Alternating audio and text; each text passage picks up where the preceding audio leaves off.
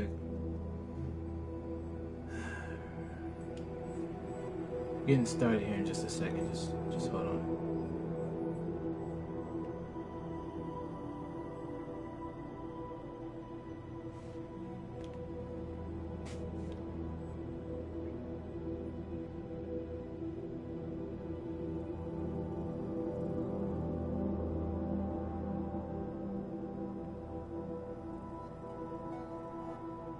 All right.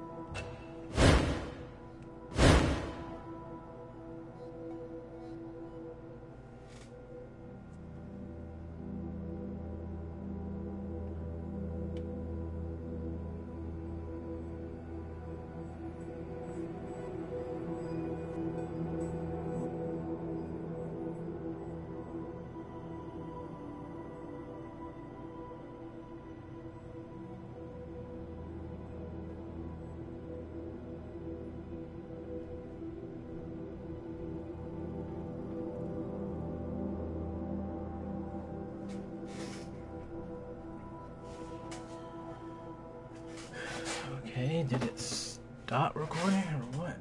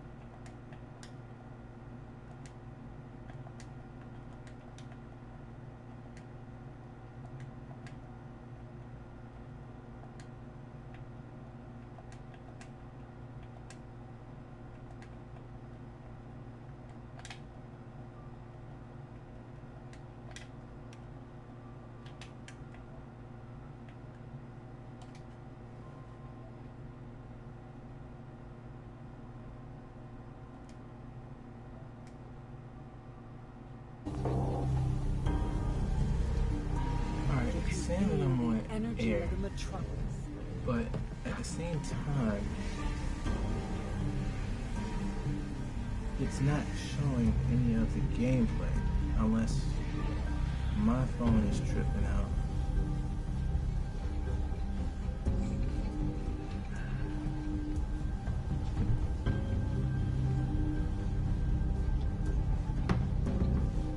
It probably is tripping out or whatever.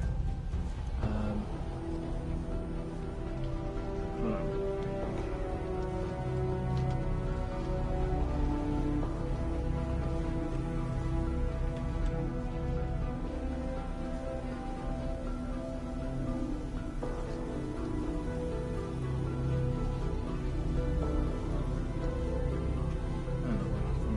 So much.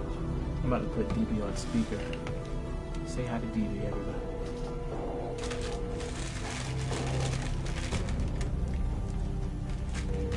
And I'll be eating too because I'm hungry.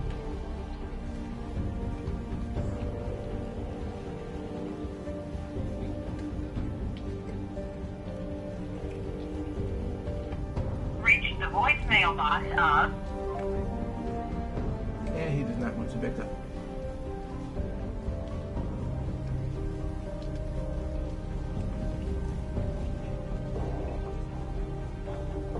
Let's call Robbie.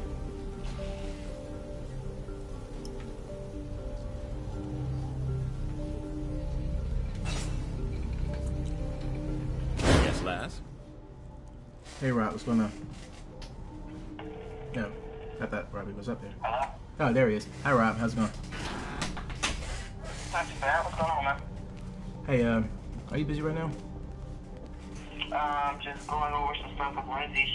She's thinking about getting a facial cleaner. Ah. Yeah, what's up? No, I was wondering if you could get up here on YouTube, go to the Backroom Crew's page, and see if you see me playing this game right now.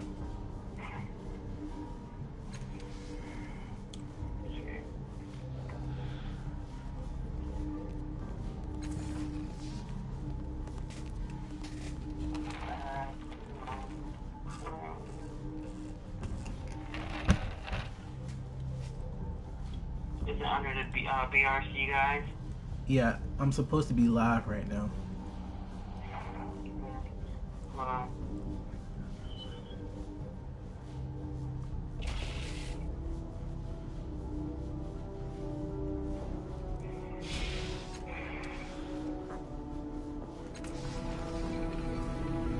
Plays-Torment type something?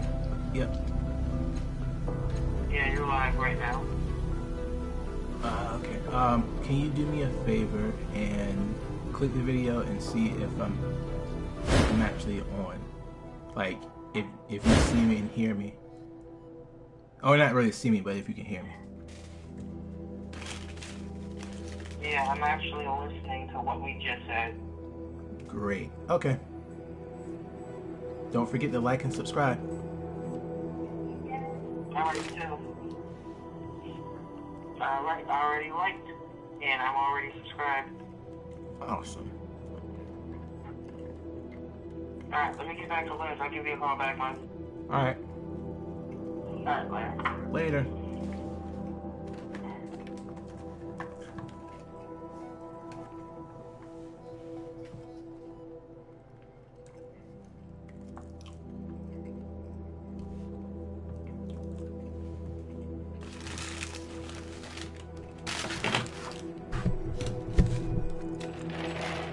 Rearrange a lot of this stuff really quickly.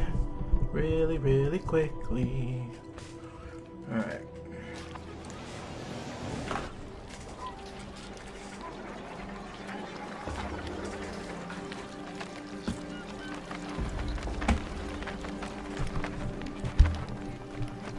Alright, now I wanted to know also if it was loud or whatever. But I'm kind of trying to dance around a lot of wires and stuff, so give me a second. I have to be here and I have to go talk to the Is it the city official right here? No. Ambassador. Last night I had the worst time trying to find out where I needed to be.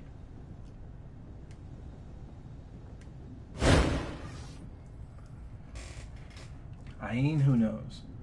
This woman's expression defies easy explanation. It is cool and professional, but focused, interested. She nods at you and claps her hands. I haven't seen you in here before, she says, her voice is oddly muted. Before we begin, you should understand where we are. She gestures to one of the plant-like structures nearby. This is the Red Thicket. No one can listen in on our conversation here. You can only hear me because I am speaking to you directly. In other words, no one will ever know what you tell me now in this place. She smiles very, very slightly. At any rate, have you come to trade? Trade what? I'm a knowledge broker, she says, a hunter of information. Come to me with questions, and if I have answers, I will trade them. She straightens further and blinks once, managing to make the simple action look as though it was planned in advance. My price is simple. A secret for a secret. The only condition is that it must be one I do not already know, and I should warn you that I know a great deal. How do I know you won't claim to know a secret you've never heard before? I don't share secrets. Sounds like a fair deal.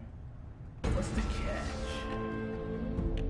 Well spotted, she says. There is one, of course, but it is hardly unexpected. Ain, who knows? Anything you choose to tell me will, of course, be traded to others in due time. A rare, slight smile graces her lips. In short, if you wish to keep something a secret, don't tell it to me.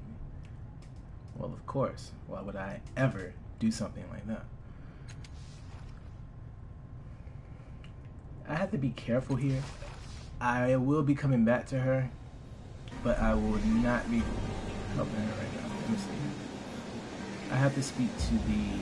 God, man. These types of games, I promise you. Yes, lass? Let me talk to Tabir again. Or Tiber again. Would it be Tiber or Tabir? I think it would be... It sounds like Tabir, but Tiber is a little easier. If you think about it. Tiber.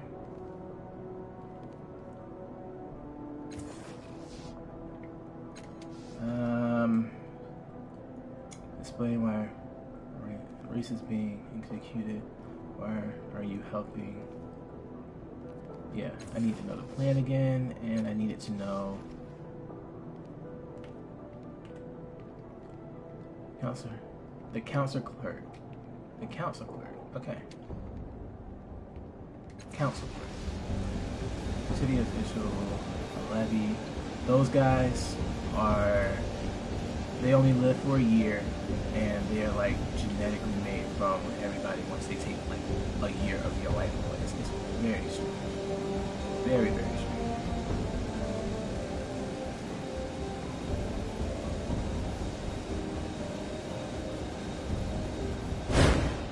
Alright, what's this thing? Council clerk.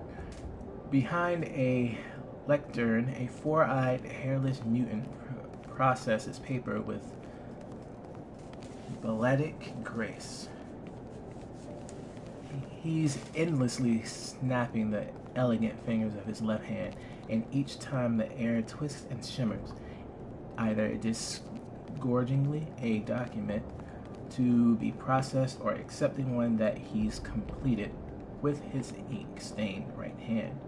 Each of his eyes regards a distinct object, portals that are opening, preambles and recitals that must be reviewed, his own addenda that must be flawless.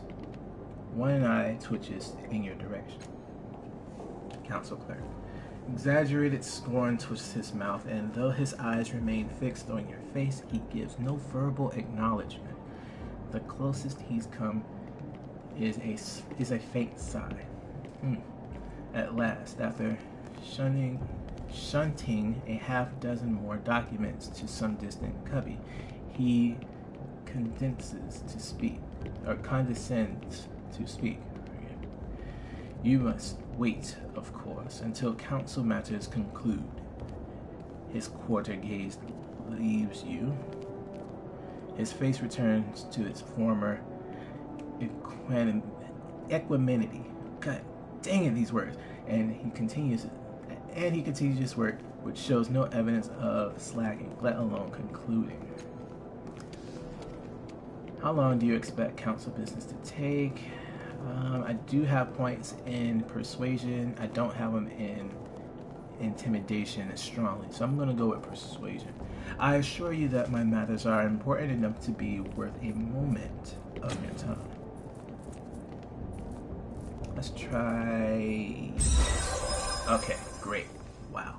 You fully depleted one of your stat pools, might, speed, or intellect. To recover your stat pools, you can find a place to sleep or use consumable items and ciphers.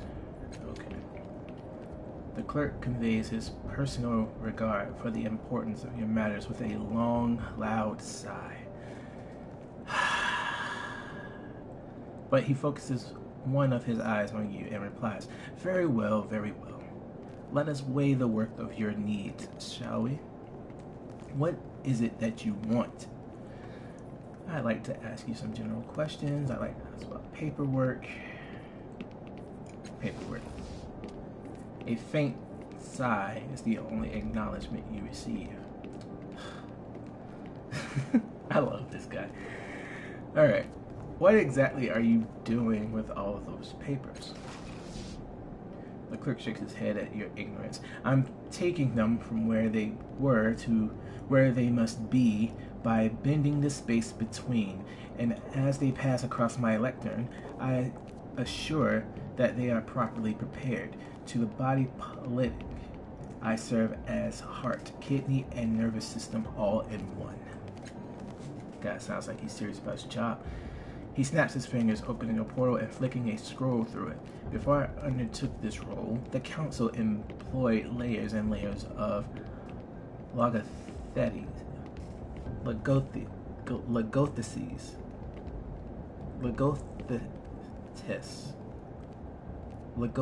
right? I'm saying that right? Alright, anyway. Scriveners, registrars, and couriers, each corruptible, vulnerable, insular. The Memorvira's tendrils grew through the cracks in that teetering edifice. He stares at you with two bright eyes, but now there is only myself. Had I not come to this office, I wonder who would rule the city.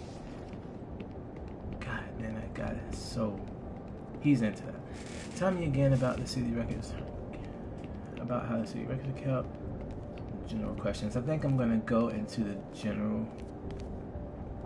Now I might have a check here. Who is the Memorvira? The clerk scowls without looking up. Some builders raise monuments of marble, others tear the monuments down, cook the marble into lime, mix the lime into concrete, and use the concrete to make hardened bunkers. He shakes his head. Organizations can be made the same way, and people, the Memorvira, has demonstrated, and people. The Memorvira has demonstrated many things, and from the rubble has built an impenetrable organization of hardened souls. You would be wise to keep your distance. An eye glances your way. But you don't look wise. God, man, this guy. Love this guy. Where can I find the Memorvira? The clerk chuckles quietly while filling out a form. The bloom, a moment later he added, sometimes it seems one can indeed judge a book by its cover. Gotta love this guy. Alright. More questions. I'd like to ask you some general questions.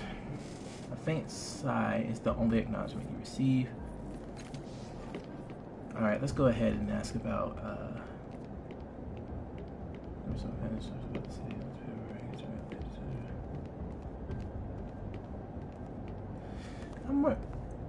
this is the council clerk I'm supposed to be speaking with, right?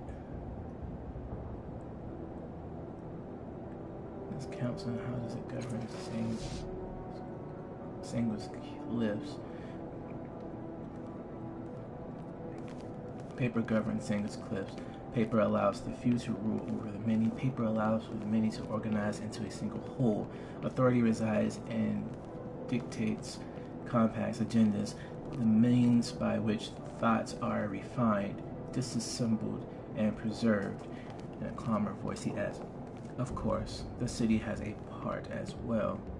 Each of the great slave families sends a representative, and they dicker and bicker until they form the will embodied in paper, and I am their clerk.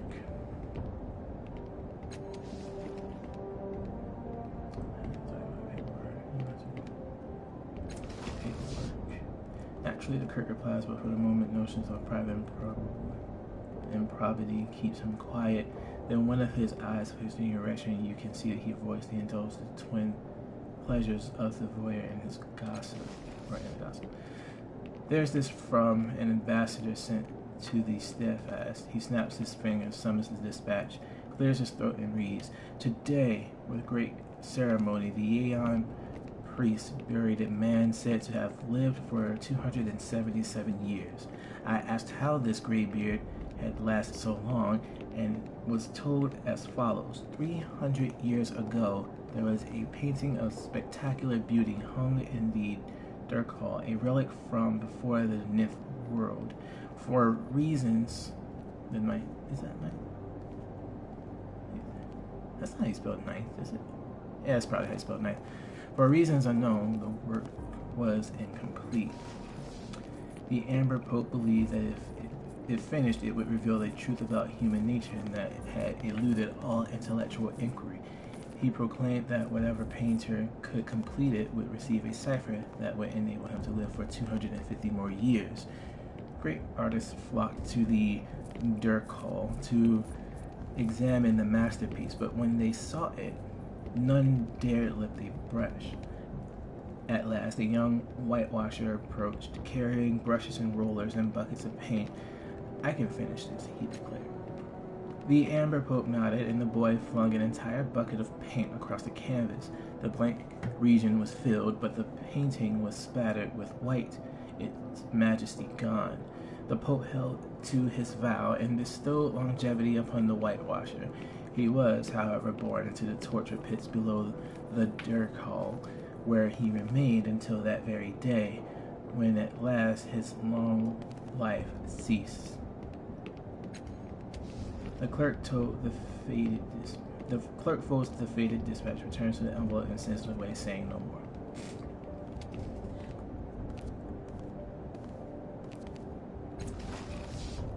The clerk gives no acknowledgement as he heard and merely continues with his work.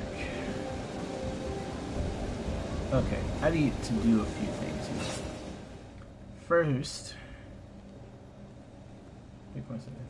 yes. I need to use this icon. So I need to hit right trigger.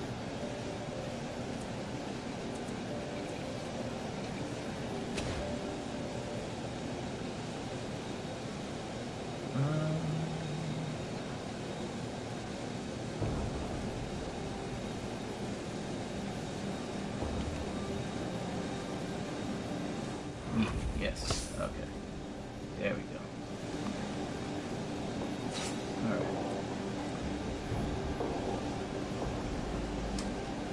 How many of these do I have?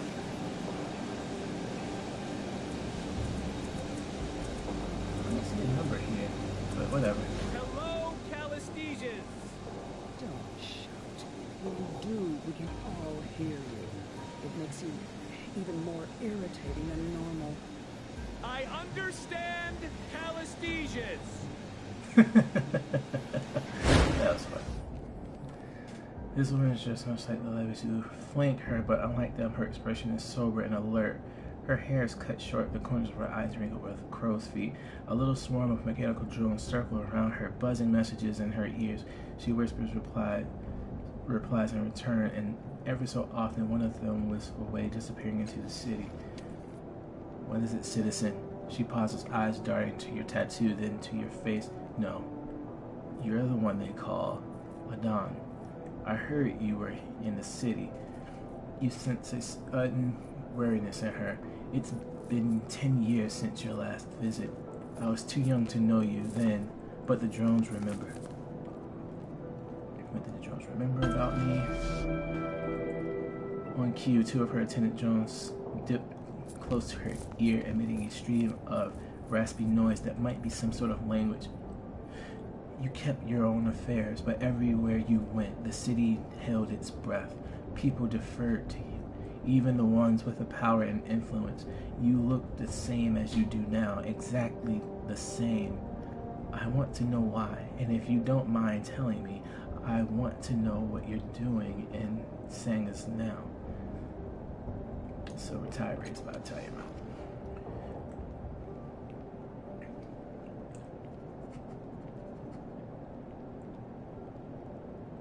Tell it.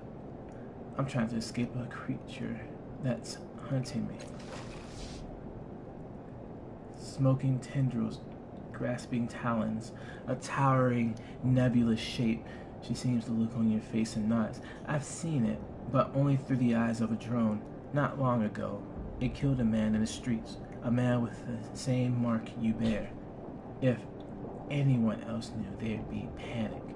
Even if it's only hunting people like you. I haven't told anyone, not even the council. Another drone swoops past you, stopping just short of the woman's head. It unleashes a series of raspy buzzes and squawks.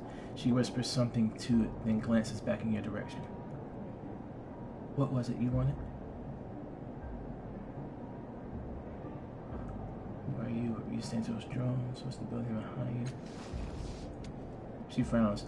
How is it that you don't recognize the seat of government? I know you lived here for a time.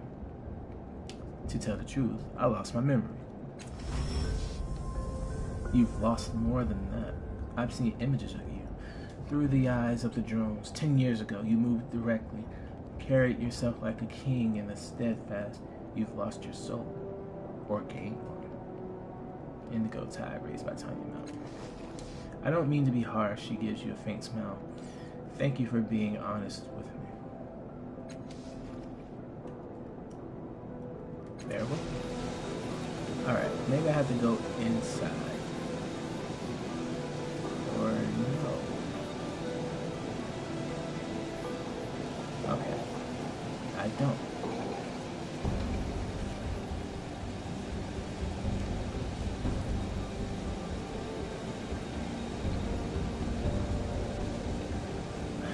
This is so confusing.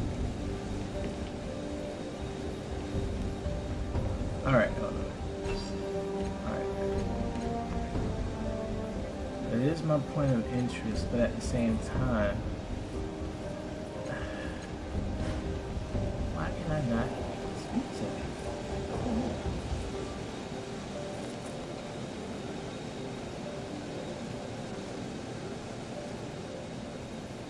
Alright, let's just... She said the council... Dang it, man.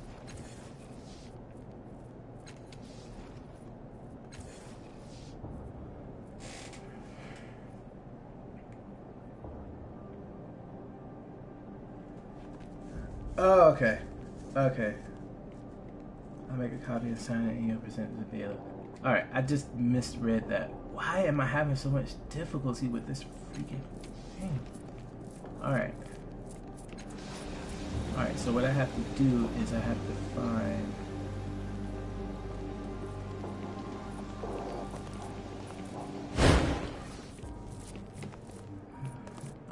tall, thin, exquisitely dressed older man stands in the shade of an exquisitely crafted stall. The cut, color, and quality of his clothes are a symphony of harmonious coordination. God. While the expression of benevolent condescension he gives you would be more at home on the face of a king. Okay, thank you. Good afternoon, he says, bowing slightly. I am Sangaline, and this is my store, Sangaline's Fittings. Welcome, how may be of service? What do you sell here? I sell the finest city wear for discerning men and women, as well as quality armor for those traveling for less civilized locales. He clears his throat and directs your attention to a well-dressed mannequin wearing the badge of a city official. Also, it's our honor to have been chosen to provide the city of Sagas Cliffs with the official badges worn by properly accredited city employees. You may trust in their trust in us.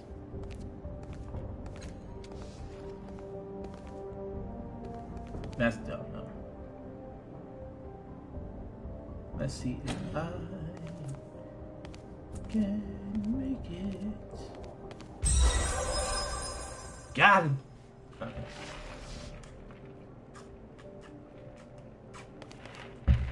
Distract Sanguine and ask him about a beautiful waistcoat. While they are both turned away from you, you pluck the badge off the man. Sanguine turns back to you just as you hide it. He suspects nothing. I'll remember that. I'm glad you will. Is that all for today? Can I interest you in our fine collection of armor, perhaps? I would like to see what you have for sale, sir.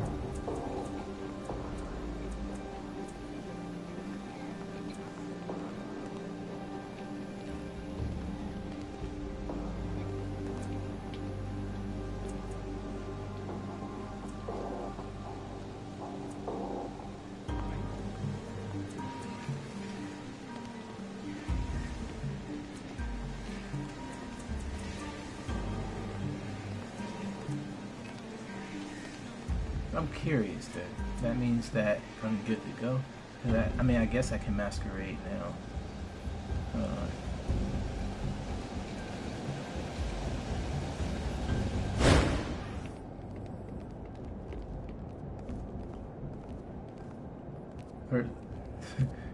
The clerk notes your approach, as in Anine would note the return of a particular ravenous blood fly. That's funny. Alright. I'd like to ask you about paperwork. A fake slide is the only acknowledgement you receive.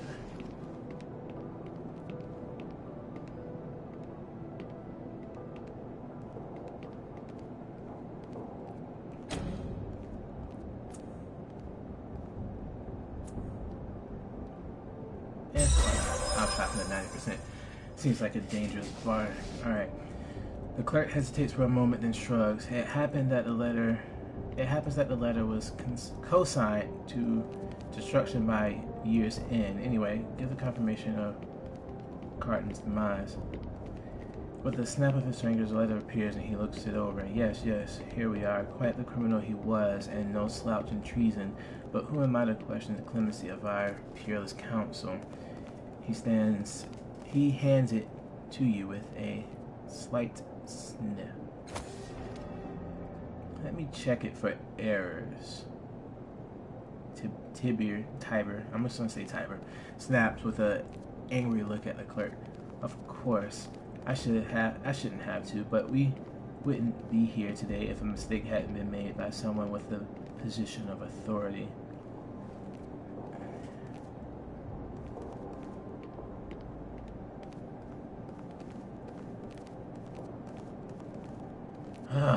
Really, guy? Really? This guy? Right here? Oh, man. I'm going to counsel clerk grants a stay of execution from a criminal named Carton, whose principal crime appears to have been treason. The paper is old and looks like it passed through many hands, but it's certainly legitimate. Okay. I'm not comfortable with this. You delightful maniac. here. We're doing this here. Well, he murmurs, slaps the document on your back. I could commit fraud in a plush armchair behind a locked door. He leans around your shoulders, flashing a grin, but where's the fun in that? God, man, this guy. Feel him writing something on a document, presumably reads the name before slipping into your pouch and gives a polite little cough to catch the council clerk's attention. Everything appears to be in order, he says, mouth set to a stern line. I mean, no offense, of course. I'll remember that. The clerk turns a single angry eye Tiber's way. Of course, I understand, he says, his voice shaking. The eye moves to you. Do you have any other matters to discuss? I'm quite busy today. Alright, farewell. The clerk gives no acknowledgement that he heard him, really. Okay. Alright, so yeah, this game is actually, I can tell with all of the whole I'll remember that stuff going on that I think it's, God, what's her name? I think homegirl with the pink hair, I don't think that she likes what we just did, but I kind of wanted to go this route anyway. I'm playing as a, what would you call this? I gotta look it up. Because I just started it last night. Andre threw me on this freaking game.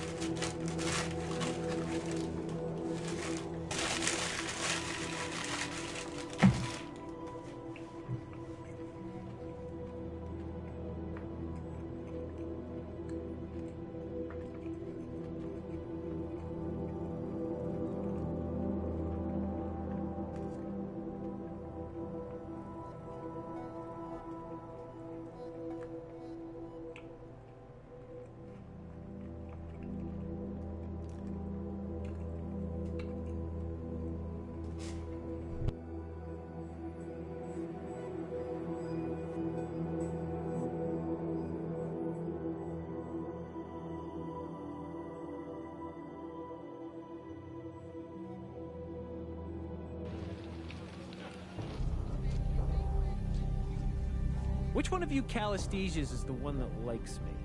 None of us do, Eratus. Are any of them lying? Possibly. That's hilarious. Yeah, Calistesius is her name. That's going to be so difficult to remember.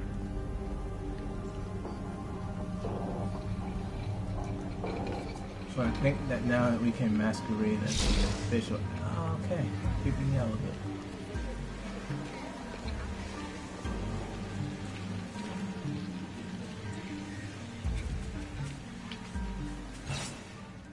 Alright. Yeah, I'm a Slick Jack, by the way. Slick Jack. Okay.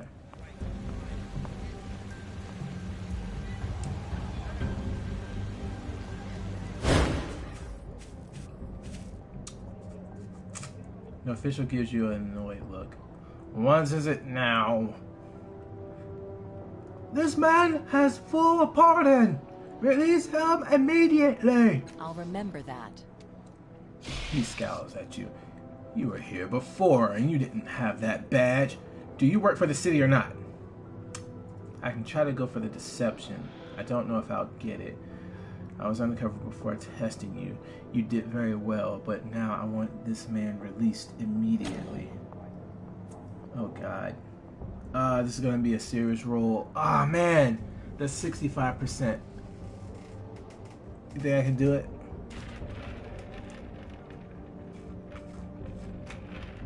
Alright, let's do it. Got it! That's what's up. He gives you a skeptical glance, then looks over the state of execution, paying close attention to the signature. Finally, he shrugs. Fine. One moment. He turns and calls to the levies. Unmake the depth of the condemned and set him free. He is pardoned.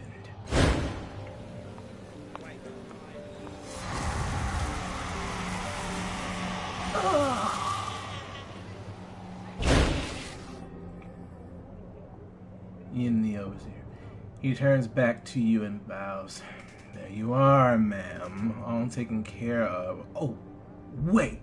He reaches into his robe and pulls out a smallish bundle. And here are his personal effects, which we were going to give to the poor.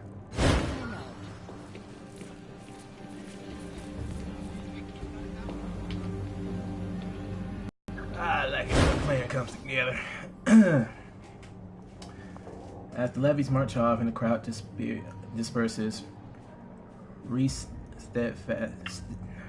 steadies himself, not quite recovered from his ordeal. Finally, he raises his head and focuses on you. If you're the one who got me out of that nightmare, thank you. But where's that? His eyes settle on Tiber. There you are, you slippery bastard. Now, where's the money? If I went through that hell for nothing, He chokes with me. A whole day, Tiber. I spilled my guts up there for a whole day. He steps back, spreads his hands. Tiber. Okay. Yes, about the money. You see, Reese, I was hoping to get a reward for turning in the fellow who sold us that brandy without telling us about its secrets, but...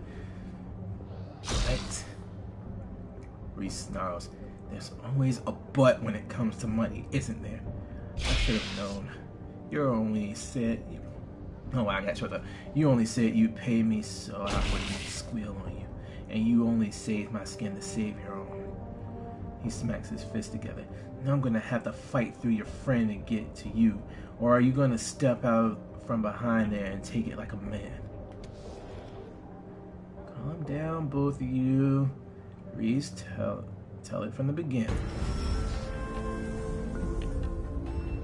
Reese spits, then bites his lips. There isn't much to tell.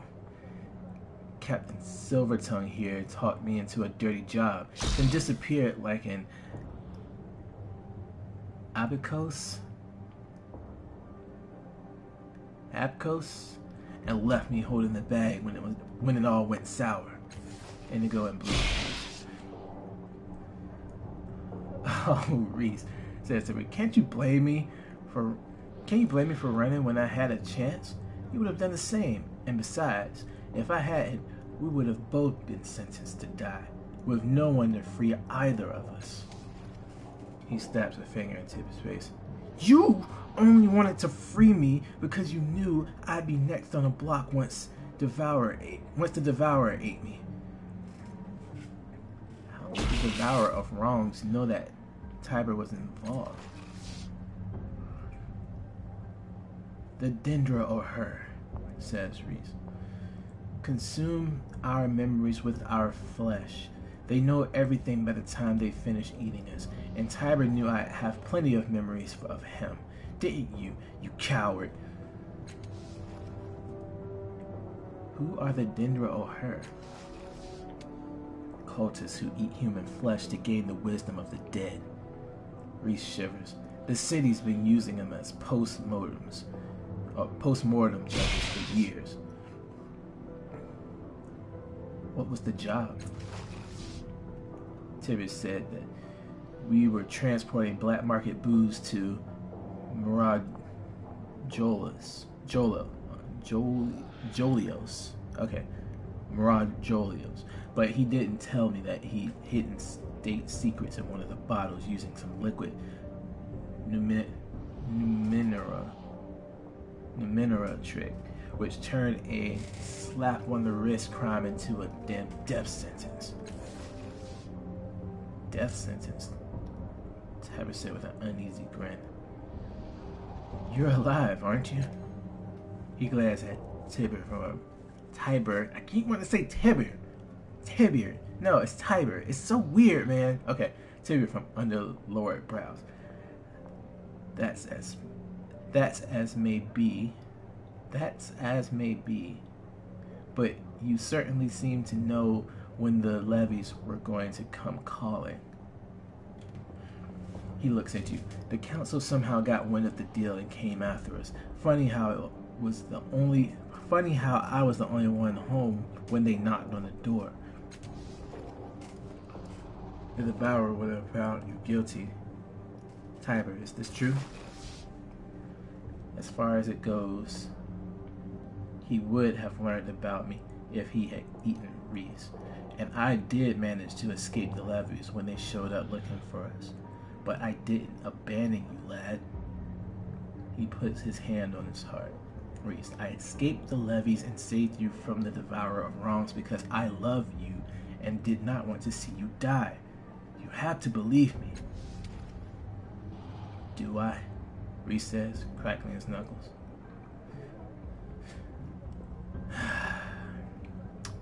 Alright, I have two choices here.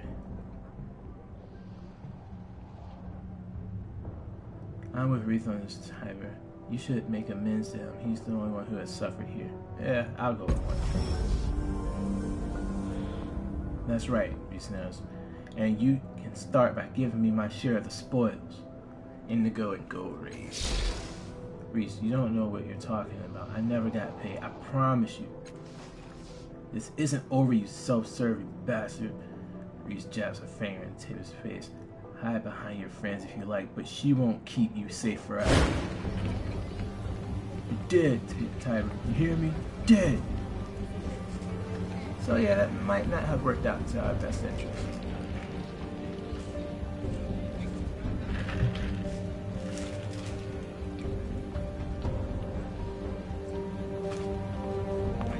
But, you know what? It happened. Let's roll with it.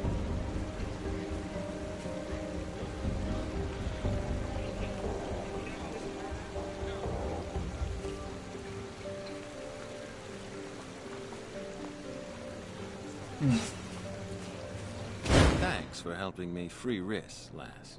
Not that the little ingrate appreciate. So it's Riss, not Reese. It's Riss. Okay.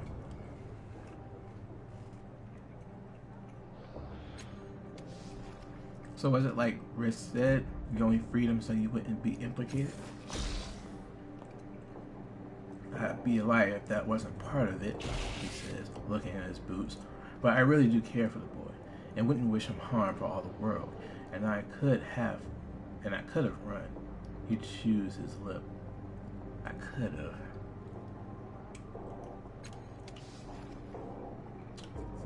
Do you think he would make good on his threats? Should be watching our backs.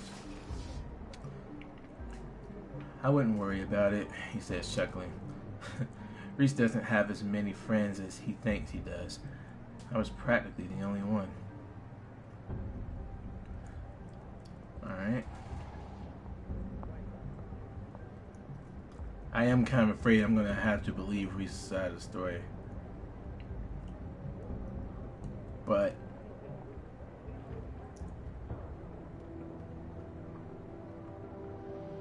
yeah.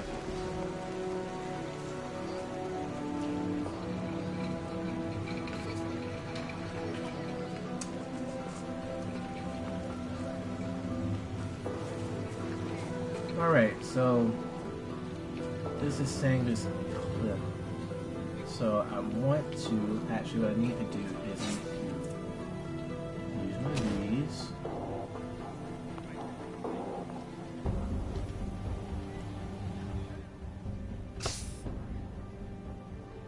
Alright. Speed. I think I probably should not be using these like how I am right now, but I kind of want to keep my energy and stuff up. Heals 10 points of intellect. I do not need that. Good lord. I'd rather save that for yeah, that one.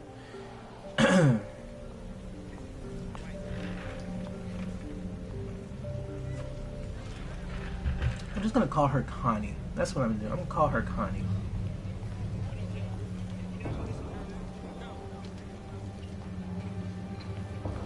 Alright, I honestly don't know. I think I'm gonna have to speak with a few other people around here first, because that was just only one quest line here, and there are a lot of people in here.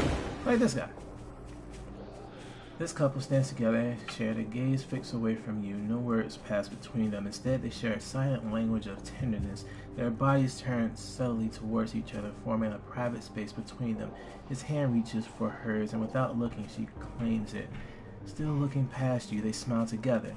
He is a curving line carved in oak.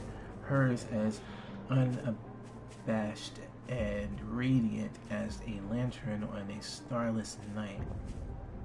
I really need to use that the next time I'm about to pick up a chick. Anyway, Paja, turning, you see the object of their attention, a young boy darting between the stalls and playing in the dust. Each distant, accelerated shout widens their respective smiles and tightens their grip on each other. Is that your son? Yes, he says firmly. He's still watching the boy, but a weary stillness has spilled into his posture. She swats his shoulder, and there's more punch than playfulness in it. Not yet, she says. We adopted Jerem, and we're waiting to see how he feels about that. Aren't we, Kellenor? His eyes flicker stubbornly, but he does not respond. Why did you decide to adopt? Why did you decide to adopt? Wow, I messed that up. Why not? Well, Kellenor and I, we've been together for how long? Years. Went in his eye. And we knew we wanted children, so we tried and tried. We tried a lot. Wink, wink. Okay. Some days I barely had time to put my clothes on before Kel took them off again. Interesting. Go on. Paja raises her eyebrows but continues. Well, there was poor Kel practically falling asleep on the shift, forgetting his trousers half the time, and me with nothing to show for it but a glow on my cheeks. Clearly, we were working with a barren field. Ah, a barrel field, like really? Or faulty seeds, Kellenor adds, deadpan. Does run in the family. That's messed up, right? So we decided to find a child who needed a home rather than get old trying to make one of our own. Paja says, that answers your question. I kind of really want to do this. Sorry, I'm going to need more details. I'm sorry. I'm going to need more details. Oh my god, the blue tide race they're talking about. Ha! Paja says, smiling at you. I like this one, Kel. She hardly blushed at all. She leans in and lowers her voice. We get asked this question a lot, and finally we found that being explicit about the process usually makes the question just melt away. Tiber, you've been talking to the wrong sort of people then. Tiber said, or is it Tiber? I'm saying Tiber. Tiber says, grinning over at you. We just love asking questions. Kellenor chuckles at this, but says nothing more. What brings you here? Jerem likes it, Kellenor says, the stern expression around his stern eyes softens somewhat. We don't have much time between shifts, Paja explains, or money to spend on fripperies? Fripperies? That's a weird thing to say. So we bring him to the market when we can and watch him play. It's better than a night at the theater. Kellenor raised their clapped hands and kissed her brushed knuckles. Or bruised knuckles. I'm sorry, brushed really. It's bruised. Alright, go. There we go. Enjoy the market. Watch how fast I can run! Alright. Another merchant. We don't have that much cash, I don't think. Hold on. Let's see how much cash I got.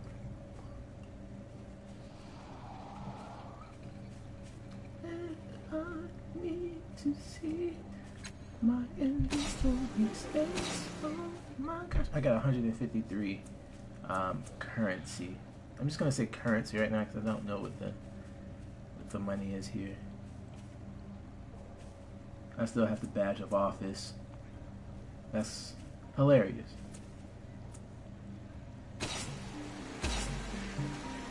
Oh yeah, that's how you can check the people that you're with too, though.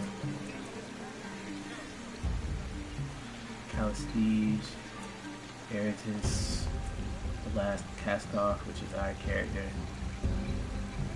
Kyber, and Alligator. But Alligator left us because we took Calestige with us. You can't have both of them, which is dumb, but whatever. I didn't read this one though. A brass glaive, his intellect dimmed by his brilliant glow that surrounds him. Eritis is always ready for adventure, the more dangerous the better, and he's overjoyed to have you along to support him.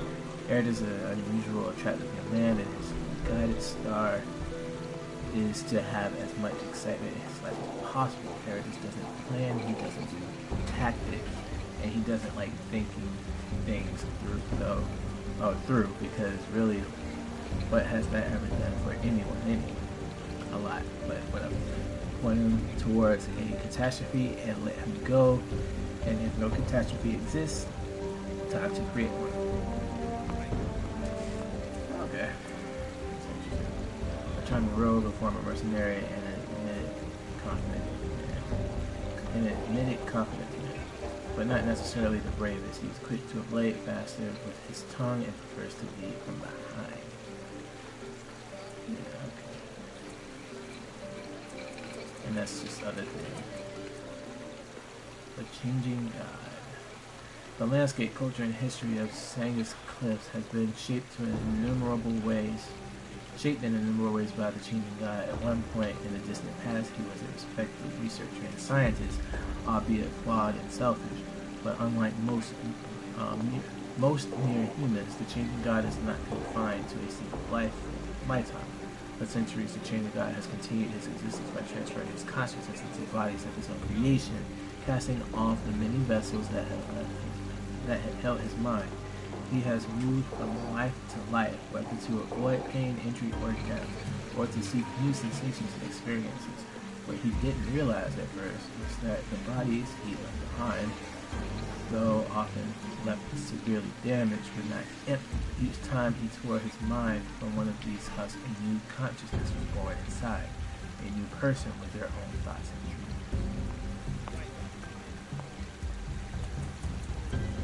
Different places, that stuff. Okay. The sculptor. Zalfi the sculptor.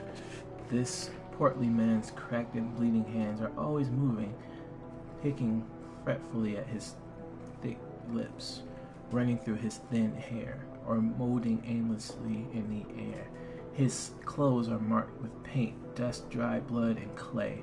His eyes brim with frustrated tears as he studied the strangely familiar sculptures arrayed about him. A soul like slivers of ice, he muttered, fingertips long, shriveled, sharp, screams trapped in flesh. She holds him in place. She's killing him. He's not looking at her. Why? Why isn't he afraid? No. He claws absently at his sparse beard. What am I not seeing? What am I missing? A potential customer! Love that. That is awesome. What's wrong? Everything, he says, without a moment pause, effortlessly drawn to you in his self-directed tirade. Leslie, you're still on the phone, man. Oh, snap, I am? Yes. Oh, I thought you hung up. For the past 52 minutes, you've just been on the phone. Oh, snap. Why didn't you say anything, weirdo? It's hilarious. You were just like, hey, I'm up here like reading this thing and you're just up there on the phone still. That's hilarious. Oh my god. I was on the other line and I was like, why is Wesley still here? I clicked over and you were still on the phone. That's funny. That is amazing. I actually clicked over once before I didn't say anything. I was like, huh. Everything you're saying right now, I can hear it on YouTube. That's like a fourth wall breaker right there. Oh, snap. Dude, that is I didn't funny. think you were going to hear me. I was just like, Wesley, you're still here. No, I can hear you. I got my headphones on, but I only have one on. Like, you know, how you put one in. Okay, yeah. But yeah, that's funny. Okay, well, I can't hang up. So I have Lindsay on the other line, so you'll have to hang up. Alright, well, go ahead. I'll chat with you later. Alright, and I'm watching you on YouTube. Cool. Send me messages. Okie dokie. Alright, later. Alright, later. That was funny. That was very funny.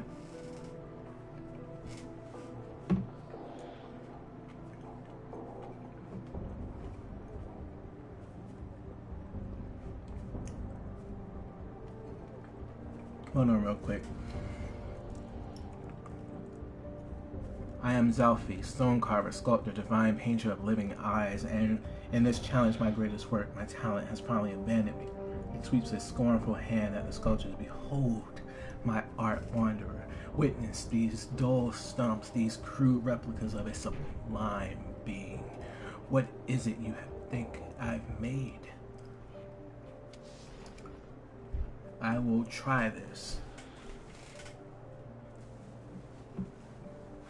Analysis.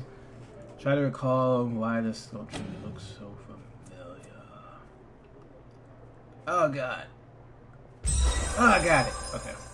I don't know why I love doing this right now. Success. You stare at the sculptures. Your memories flow into the sweeping curves, teasing you with what you've seen in your short life and beyond. Yes, this towering thing is the true form of the creature that pursues you. Zalfi has sculpted the sorrow. You don't realize that you've spoken aloud until you hear Zalfi's gasp and he sees the tears in his eyes.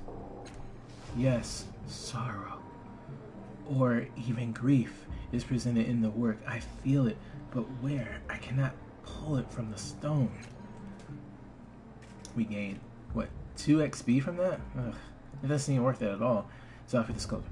I saw this creature on a cold night not long ago. Smoky coronas of blackened light drew me to my window. Zalfi says, sharpening the scene with his palms. And there, on the street below, she was gripping a man in her talons. Before my very eyes, she ripped his essence from him, leaving him a steaming husk. He drops his hands. But what do you care? You don't grasp the importance of capturing such a subject. I was about to say object. Subject. Oh, of course I do. She's mysterious and fascinating.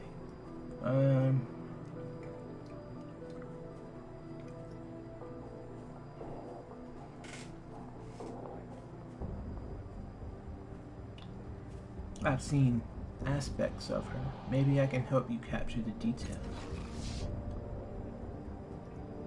Zalfi stares at you dumbfounded. You think I'm trying to sculpt the killer? He says, and then immediately corrects himself. Of course I am. I've succeeded, in fact. She is beautiful and vengeance incarnate. What artist worth his metal wouldn't capture such a being? Zalfi slucks his tongue. Or clucks. Slugs. It clucks his tongue. But she doesn't need to be remembered. How could anyone forget such a lethal creature? Silver tide raised by a tiny amount. Okay. No, the source of my ruin is a damnable man. Zalfi points a trembling finger at the faceless human cradled in the statue's talons, a charred, oddly familiar pattern etched in the stone head. He stared eternity in the face and did not blink. But he will be forgotten unless I capture him here, and I cannot do that unless I know what drove him. Zalfi swallows. The moment he fell, I ran for the street, but the Dendra or her claimed his body and took it away, probably to their foul chapel underbelly. Now I'll never know who he was.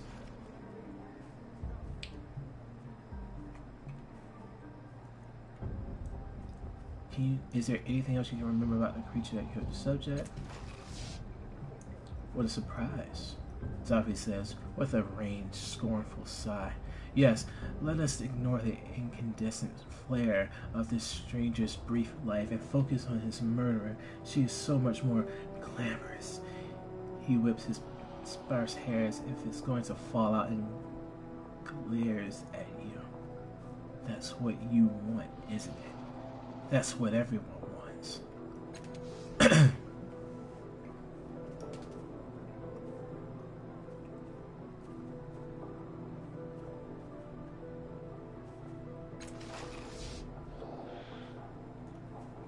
Oh, of course, Zalfi says, a flattered blush rising on his cheeks as he directs your attention to his work. I captured her as I saw her, perfectly. See the textures, overlong fingers, the flesh formed of shrieking prey. But there was more to that moment than even I could capture her. You? Zalfi sculptor. I'm studying her from my window. I knew that she did not belong in our world, and yet I could not help her but see her there, and though she was forcing me, as though she was forcing me to accept her presence. Zalfi licks his lips. To look upon her is to see death made flesh, and yet her victim saw her and did not flee. Why? What granted him such bravery when we lesser creatures cower at the coming of the night? How many statues of his being have you made? Let me see if I learn anything about social outlet, you know. Updated my journal. Alright, we're gonna be there for a minute. Oh man, and this is the game. Like right now, the only thing I've done is just talk to people. We've been getting some like minor XP and stuff.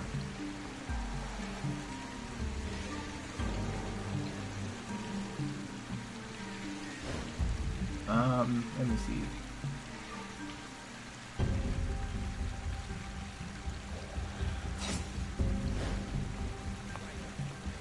No, how do I get some out? Oh yeah, okay, I gotta use this. Alright. Now, what I have not been doing was I have not been checking these. This is where you do your quests and your main your mini quests and your main quest. Now, I'll have to fix the little clock in the center of town in order to move forward. I have been just doing the little things around town first, though. I do have this little guy. I keep forgetting about this one.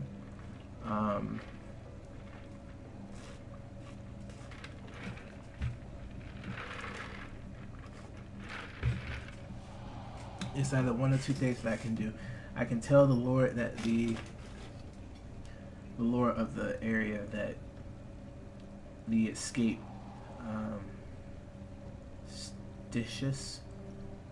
Stitches is back there in the little trash heap area.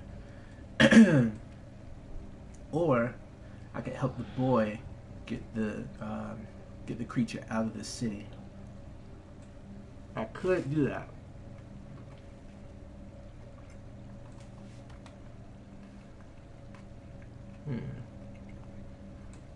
What's the second one?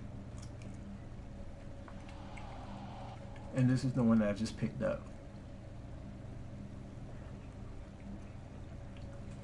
So yeah, I'll have to go to the Dendra or her chapel. I'm surprised that we have not gotten to any fights yet, like at all. I have stealth, quick fingers, and persuasion. I need to get all three of these up. and possibly a combat skill with daggers. Like, I kind of feel comfortable with that, with putting light armor on because I have my stealth.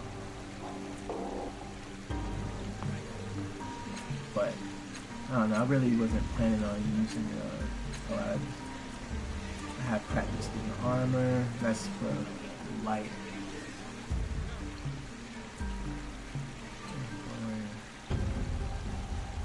Okay, now these are the things that they have. Yeah. Oh wait, no, this is all. Oh, okay, never mind. This is my stuff. That's Eridus stuff. That's Hebrew stuff. That's Palestine stuff. Okay, I'm figuring it all out. All right, cool. No, this is mine. I had trained without armor. That's right. So I get evasion and willpower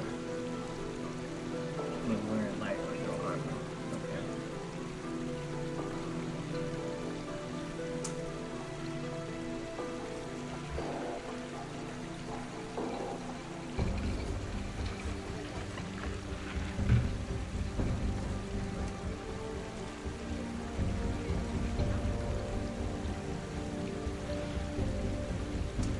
Is it that I'm a novice with this? Quickly drop into average speed, use crystal sharp. Use weapon type and then make a weapon attack, deal weapon damage with a chosen type while with bones of the hand and not and use it to hand. Combat type ability. Oh, okay. Yeah, I get it. Alright.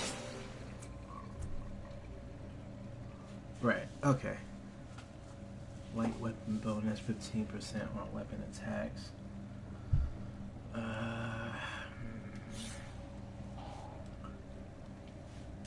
Infuse crystalline shard.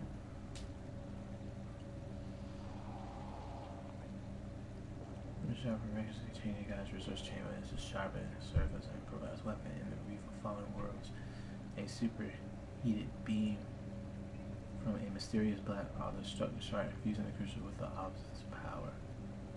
Okay, that's what that was. So I think, yeah, it just gave me the weapon bonus, I think.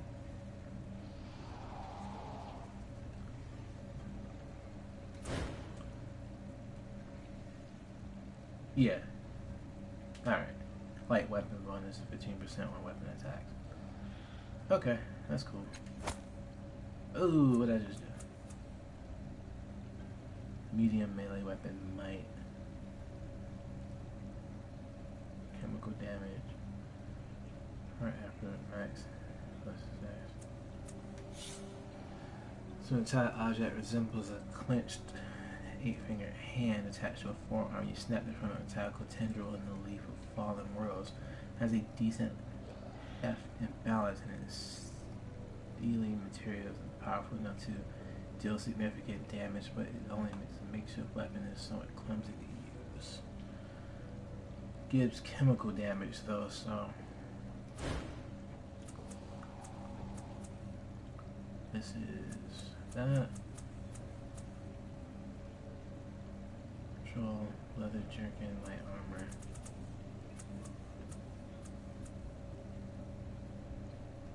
Witchcrafted suit. One armor, one resilience.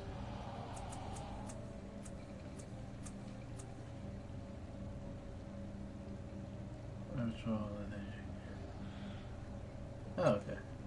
Let's put this on there. There we go. I didn't even see that there. A rapier. No, okay, so that didn't do it. I kinda... Let's do damage per effort. Max 9. Max 9. Yeah, let's just put that on. As far as everyone else is concerned, I cannot equip anything for them. All this stuff is just for me. Deals 10 points of insight and fresh vapors, insight edge, 5 uses. Deals Energy damage. Okay.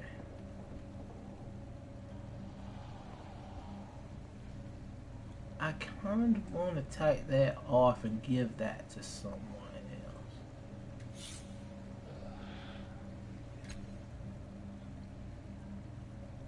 Yep. There we go. Yep. There we go. Yep. There we go. Ah, see, we're being smart now. Alright, cool. Oh god, it's gonna take a lot. A lot. But okay, I got 0 views right now, I think. Oh, let me see. I can't really see the count up here. I don't know if anybody's interested or not. I don't see any text scrolling or anything. And everybody's kind of not following me up here. So I'm gonna check, and I may go ahead and just switch the game out probably in the next hour. But right now I want to go ahead and see if I can't get to... I don't want to do the main quest yet. I would rather go around, do these little mini quests, talk to all these little people real quick. There's just so much going on. It's just, yeah. In each of these areas, that's how you get to the under area right there. This is where the little machine is that I have to go and fix. For the changing god cultists. I really want to find somewhere to rest. I don't know exactly where that may be. Like, nobody's mentioned anything like, oh hey, you might want to go here to rest up or whatever. And I kind of wish someone would say something. But that might be asking too much. Alright, let's go back to the to that other area we were just in.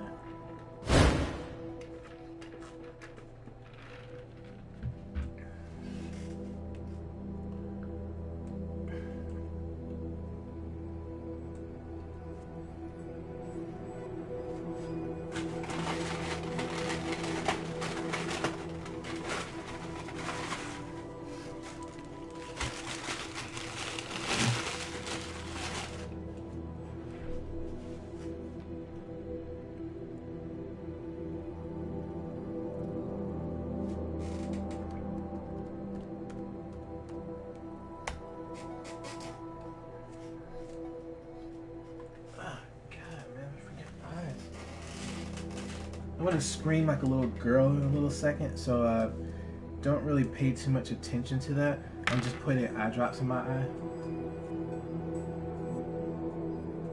Oh god. Oh, right there. Oh yeah. Yep, that did it. Oh god. Ow. Oh.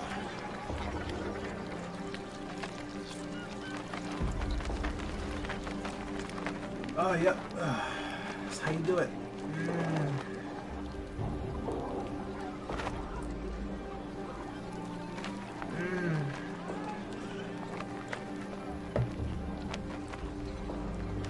God. Freaking eye drops, man.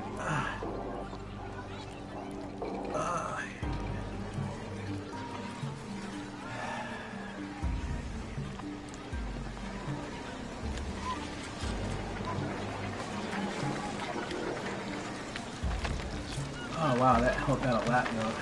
Oh man, everything's so much more vibrant. Oh man, ow.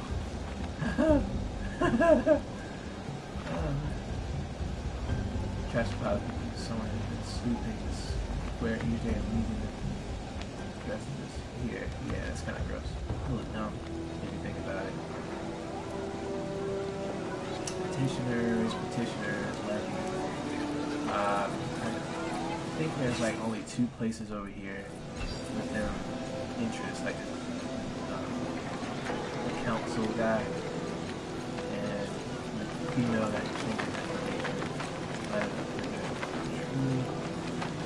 Let's do the docks. I think I might go to the docks because that might be where we can go and actually find some rest. But let's go back here first. I didn't explore this yet. Right. Towering above you is an enormous archway of metal and synth. Energy pulses through the structure, spilling from thin, transparent panels and subtle shades of gold inside. Examine the archway more closely. It appears to be dormant, but very much alive. The archway emits a low and constant hum, just at the edge of your hearing. Across the top, illuminated words are described. The House of Empty Time. Heavy rope-like cables connect the archway to the strange generator nearby. Examine the archway again.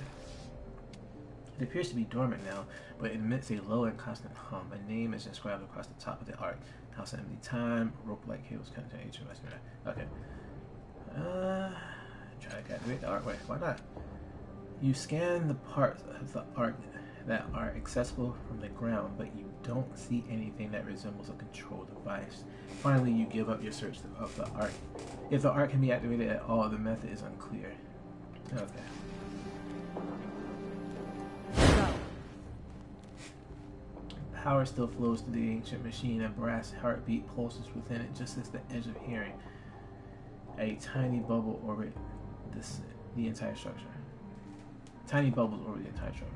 No, not bubbles. Holes in space. Examine the device. The generator combines a huge number of mismatched parts into a functional whole. Once again, you notice the cercinate symbol etched into the side of the maker's mark. Like a maker's mark. Examine again. Alright, it's the same thing. Look through the orbiting hole in space. Wow, okay, it's sizzling alright. A sizzling beam shoots out of the hole and strikes you dead in the eye. It doesn't hurt in the slightest. Weird. Instead, your mind is briefly filled with the mouth-watering image of a slab of grilled something and the chummy tones of an advertiser's sales pitch in a language you don't recognize. Look through the hole again. Wow, okay. You step too close, and one of the anomalies hisses past your lips like a disc made of razors. One of your pouches feels heavier. It seems the anomaly has left you a present. Gained item. Cyclonic cube. Let's examine. Light moves strangely through this glass cube, forming square patterns of blue and purple colors. Huh, just an oddity. Go through the hole of space again. Leave the generator. Oh my god, house of darkness. Leave the generator. Okay. Ah, alright. I accumulated an oddity. Interesting indeed. I mean, even in the city, that's pretty interesting for explorers. You know, thing going on. No, that's not going where I need to go. Actually, I could go back to this guy's shop and sell him something, because I think I want to go ahead and get one of the upgrades that was presented to me earlier. So yeah, let's go ahead and talk to this guy. Sangolin bows as you enter. Welcome back, madam. It is our honor to serve you again. What can I do for you? Tell me what you sell. I'd like to see what you have. Alright. Let's see. Light moves straight into this glass cube, forming square in the obvious in front of the cube. Actually, no, I don't want to sell that. Alright, hold on. Could it be that this is the thing that I need to power this archway? I don't see. Ready.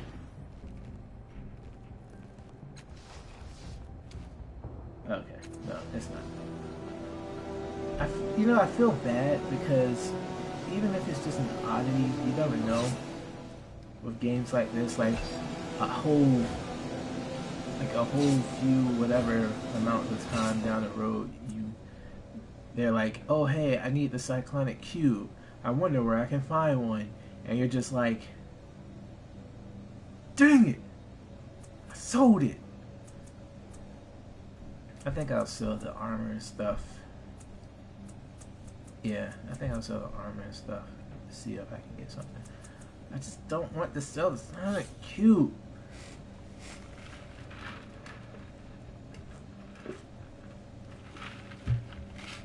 It's like light forms a cube. Can I use it? I can use it! Translucent panes split between the smooth glass of the cube, often defined and dimension contracting. You catch glimpses of various objects or scenes contained within. You clear your throat involuntarily, and the pace of the spinning goes on even faster, as though the cubes were wanting you to speak or ask a question. Who am I?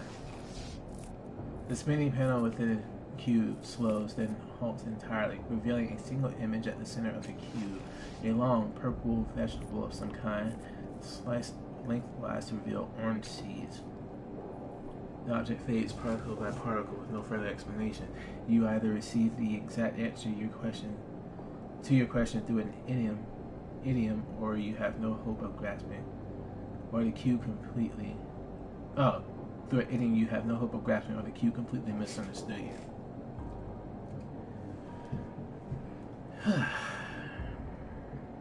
I think I know who I am. Why is the sorrow hunting me? The spinning panel within the cube slow, then halt entirely, revealing a single image at the center of the cube. A staircase leading into the darkness below a frozen wave.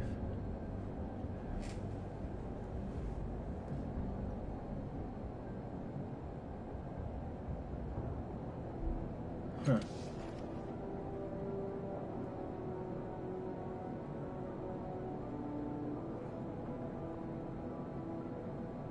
I don't understand what you're trying to tell me. Can you explain? What are you?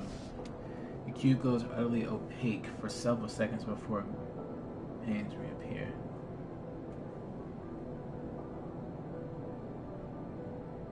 Huh.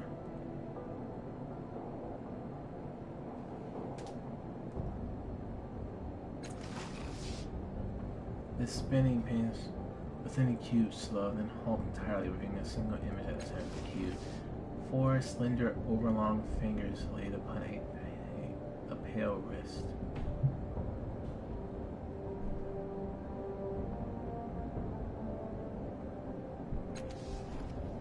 I don't get it.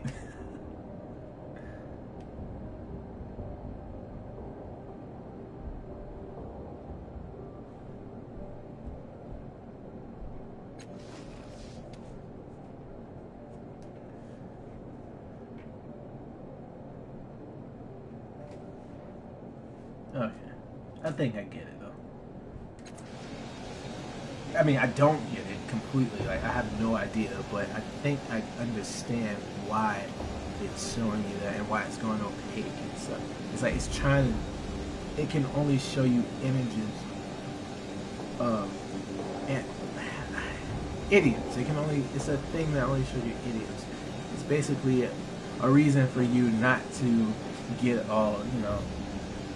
all the answers before the game even begins. But yeah, it's pretty cool. It tells you stuff. You know, you can probably sell it for something like that. I've seen Piri. Yeah, I've seen Piri. This woman seems to be absorbed by what she's doing. Her blue eyes narrow in concentration. You realize that she's the nicest looking person you've seen in a while and feel almost compelled to approach her. Alcine Piri. She shakes out the golden cloth she examining and holds it up to the light. Such beautiful colors, she murmured. She meets your gaze. It would look lovely on you. Can you tell me about this place? Of course, this is Government Square, home of the City Council and the Order of Truth. The rest is embassies and city records, but you might enjoy a stop at the Red Thicket. She points to a red stone enclosure nearby. Who are you? My name is Alcine Piri. You can call me Alcine if you like. She offers a tentative smile. I'm a Churgan? I'm a Churgan? But I work mostly with children. You know, healing scraped knees and the occasional broken bone. We're lucky here in Sagas that it's rarely anything more serious. What are you doing?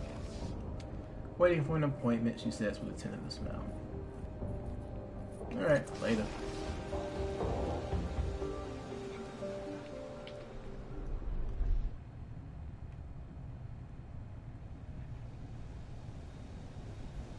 So everybody just comes in here so that you can't hear them say stuff to other people or whatever. Yeah, that's pretty cool. All right. This fountain is constructed of material that seems halfway between wood and stone. It doesn't contain water as might be expected. Instead, it's filled with swarming tiny fish-like creatures that leap a cavort in a wriggling mess, chattering to each other in what sounds like 1,000 different tongues. Catch one of the quick. Okay. Yeah. And catch it. Fail! Dang it!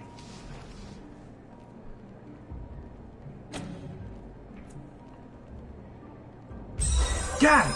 Thank you. Alright.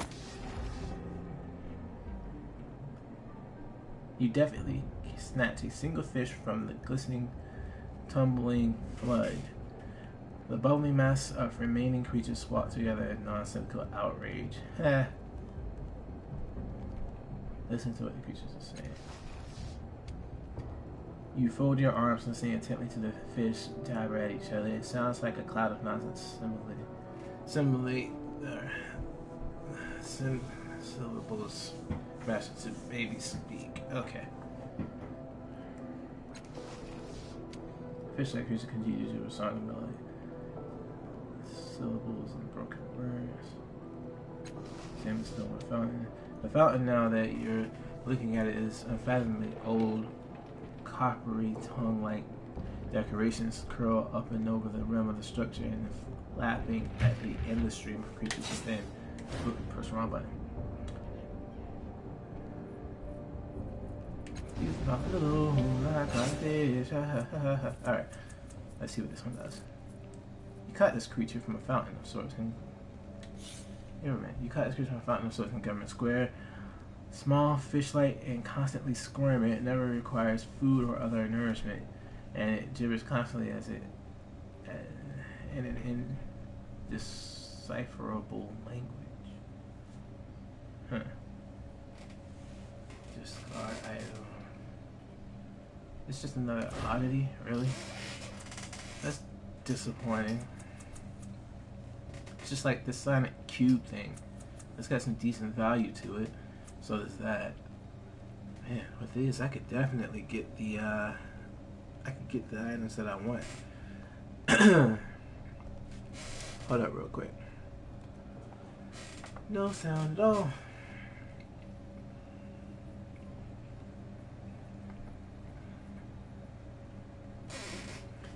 Alright. So yeah.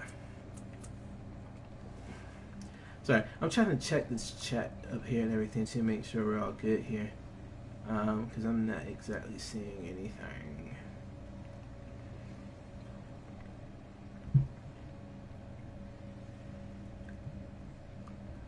Alright, yeah.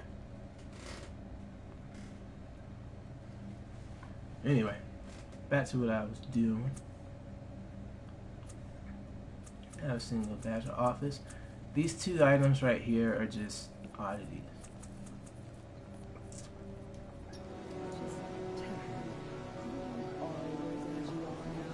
You mean dashing, handsome, and with an impeccable sense of timing? Well, yes, of course. I could possibly manage otherwise. I like the party banter. We need to keep that going. City officials, wealthy persons, okay.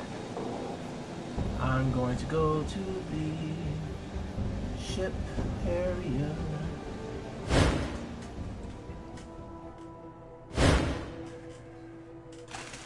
While I eat my sandwich.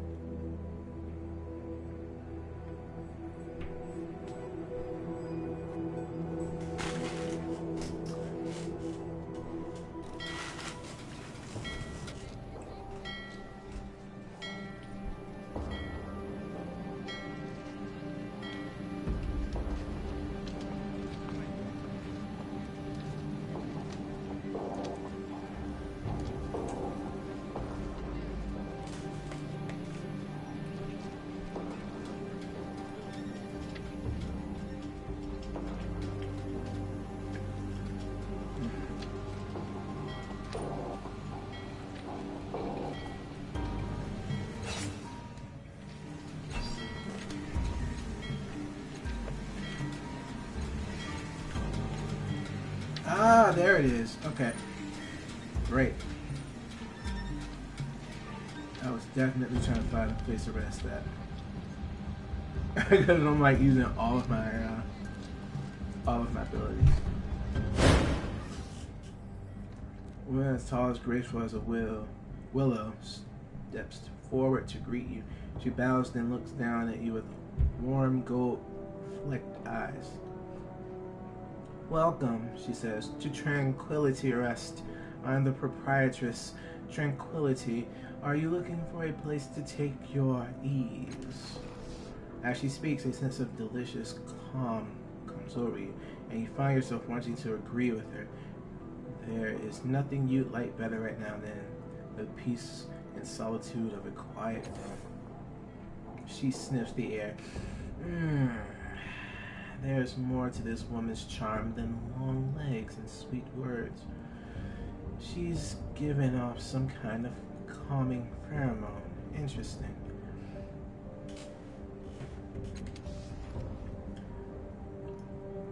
Forgive me for asking, but are you human? Tranquility.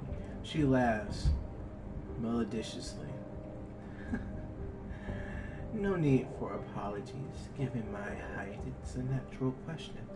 I am indeed human, a human mutant, and fortunate to live in a Sangus Cliffs where that is not a crime. There are very few places in this world where someone like me would be allowed to clean a hostel, let alone own one.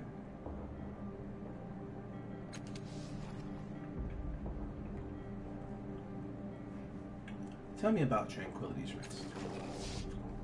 Tranquility. She smiles. It is the most peaceful inn in Sangus Cliffs, with the most beautiful views. All rooms face forward or outward, so that the bustle of the caravansary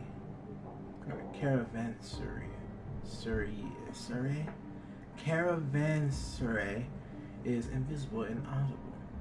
All you see is sky and sea and the floors of the city far below you, and all you hear is the breeze.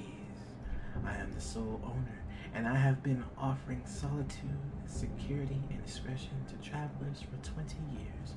You have never had as sound a night's sleep as you will when you stay here.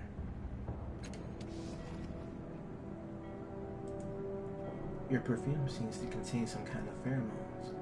Are you manipulating me? Tranquilly, she smiles faintly.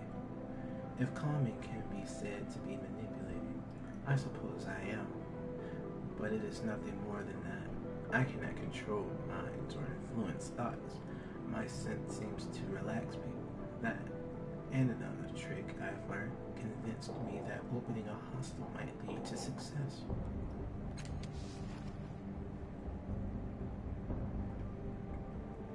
Could you use your calming abilities to put me in a trance? She looks bemused. No one has ever asked me something like this before. She shakes her head. As interesting a proposition as it is, I must refuse for fear of some complication or retaliation for the same. I want to do the persuasion, but I know I'm going to fail at it.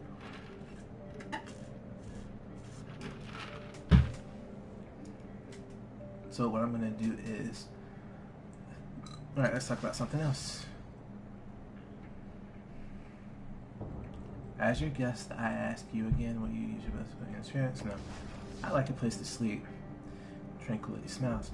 I'm so pleased, and I'm sure you will be most comfortable. The price is 20 shins per person. Give her away. Thank you, my friend. Rest well.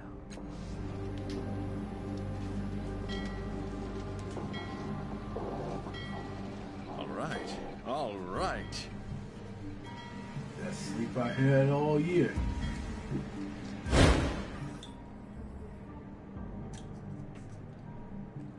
Alright, yeah, I want to see if I can get this off. Please, I promise to hold you to hold you blameless if anything goes wrong. Aren't you curious to see what will happen? I'll give it up to the 70. Give it to me, yes! Woo! Okay. She hesitates and nods. Very well. As long as you are willing to absolve me from blame, I will do it. She reaches out to you. Now take my hand and close your eyes. God, that sounds creepy. As you take her hand, a scent like baking bread and honey overwhelms you. And she begins to sing in a soft but resonant contralto. The melody fills your head, making it heavy with slumber, so that your chin drops to your chest. You feel like you've been lowered gently into a warm bath. The water closes over your head, but there is no fear of drowning. You have returned to the womb, where all is comforting, darkness and the steady pulse of a beating heart.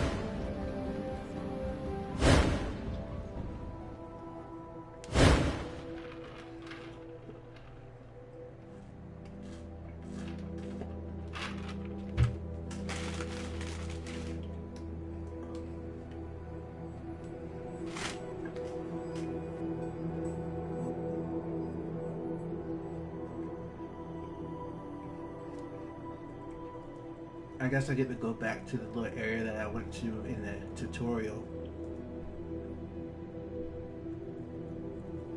That's what it's looking like.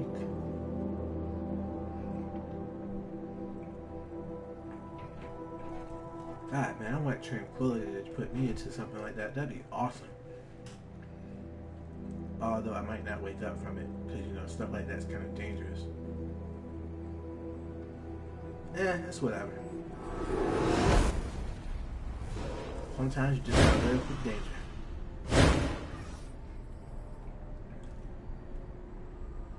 Myself, you're looking, a lot more well rested than you usually do. Are you like always here? He shrugs. Where else would I be? I found a resonance chamber, but it's broken. Yeah, I saw that. I don't see everything you do out there in the world, but I definitely saw that. You have to find a way to fix it. What should I do now? With the chamber broken, I'm not sure. We need to find someone who can fix it. The chamber's our only hope. Without it, how do I get back this time? The portal's still there. I don't see why it wouldn't have worked twice. If this is my mind, why don't I remember this place? Told you as much as I know. It's your mind, and that means you're in control. You just need to figure out how to unlock its secrets. I don't know how, but I think the resonance chamber will do that for us. It'll unite us, make us whole again. Is there anything to do while I'm here? You mean apart from the Cobra X, distilleries, and endless adventure just behind the next wrinkle in your mind? Yeah. And if you believe that. Sorry, but it's your mind. There's nothing like that here. I've looked. Still, you've changed things plenty already. Wouldn't be surprised if something showed up here eventually.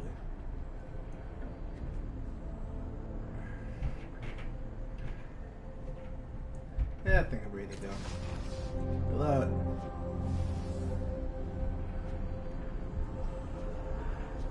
It's always fun to just play with the deepest recesses of your mind. The sorrow shattered the mirror, leading back to the dark fathom. Glass shards hiss where you touched them.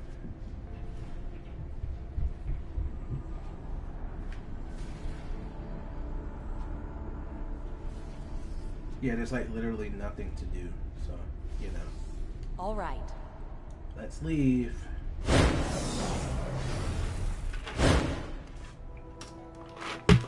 I did all of that for nothing. Awesome.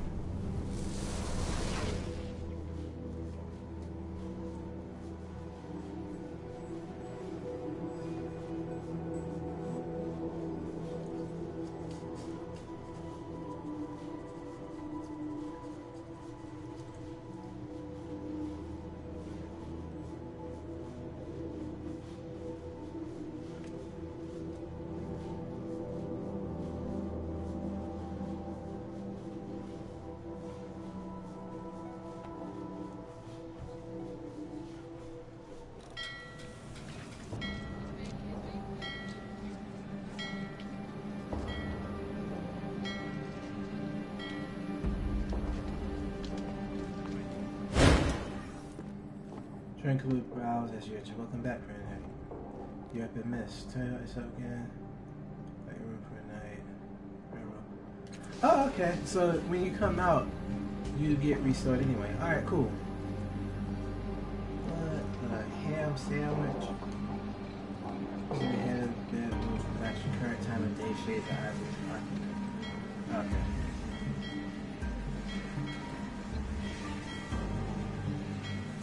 Don't mind me, I'm just exploring. Fine.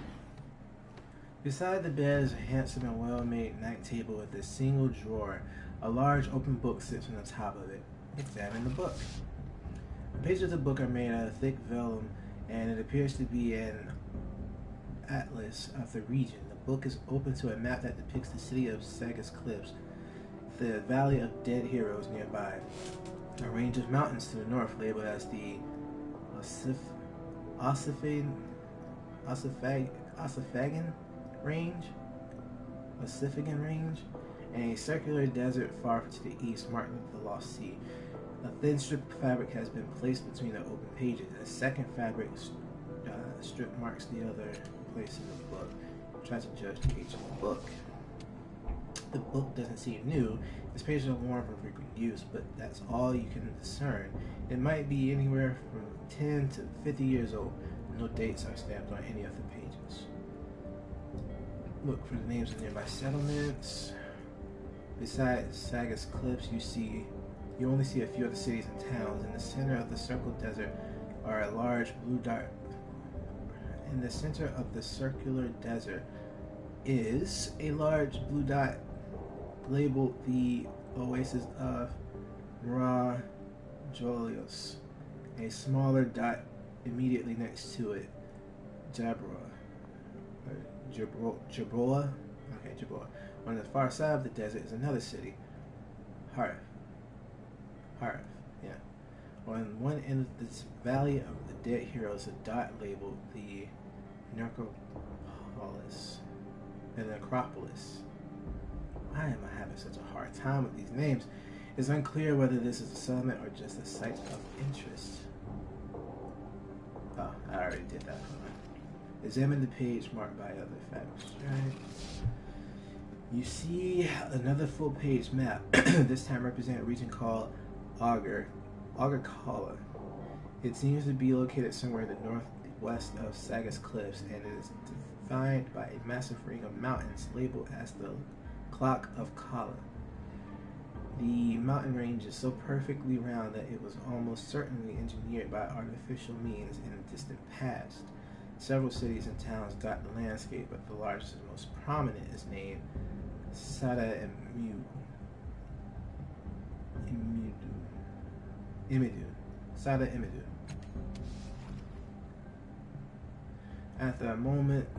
After a few moments, you turn back to the map of the Sagas Cliffs region. Look for the names of nearby settlements, examine the page. Examine the night table instead. The table is finally made. It has a single drawer. Examine the book. Try to open the drawer. The drawer appears to be locked, but you can hear something rattling around inside. The noise is faint but constant, as if the object were alive. Wait, no, crap! I didn't mean to do that. Okay, wait. Night table again. Examine the book again. Attempt to pick the lock on the drawer. Attempt to force it. Let's pick the lock. Let's give myself a 65. Give it to me. Yes, thank you very much. I'll take that. After a bit of effort, you hear a satisfying click and the drawer opens silently. Inside, you find a small ornate comb that looks like a jeweled insect. In fact, it is a jeweled insect. A biomechanical marvel is very much alive. The pincers seem to fasten themselves upon the locks of hair, and its wings allow it to hover around the wearer's head. Several strands of hair are still clutched in the comb's pincers that are vibrant purple. Small ornament comb is actually a living jeweled insect, a biomechanical marvel. The pincers seem to fasten themselves upon the locks of hair, and its wings upon the hover around the wearer's head. Unique styles that would otherwise be impossible. Quest item. Interesting.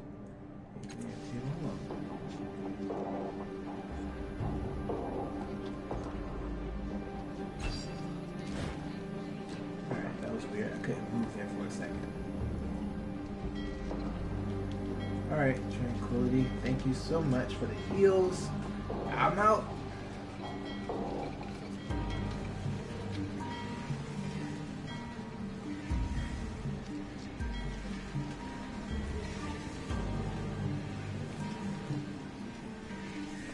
Spiritual pod is made of silver metal interlaced with ribbons of energy. Pack bundles and sealed urns line the area where we take it to the city or load it into a ship.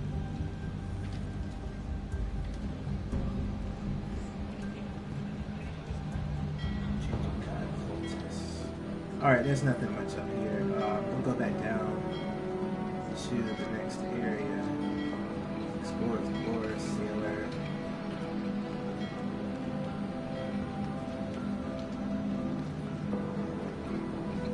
Looks like somebody willing to join the party, I guess.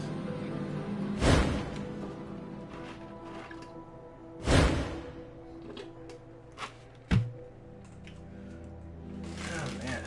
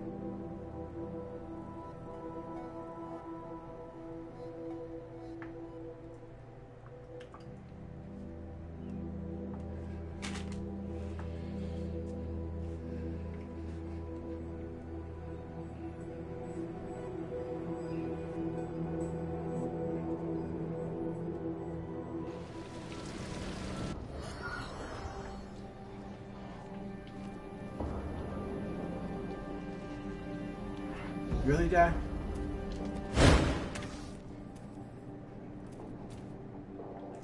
Everything about the slender young man says thug, from his scar/eyebrows to the calloused hands covering over his hip, or hand hovering his lip.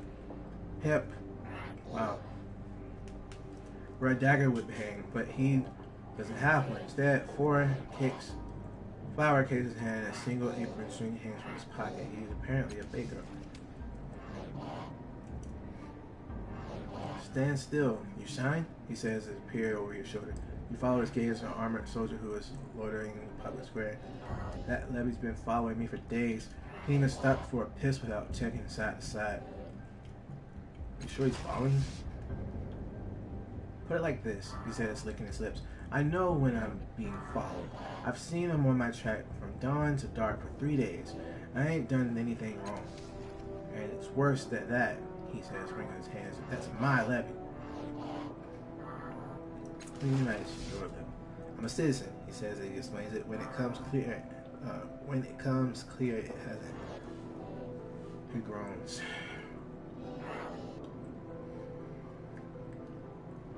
Oh wait, no, I messed it up. I'm a citizen, he says, as if it explains it. When it becomes clear, it hasn't. He groans. Okay.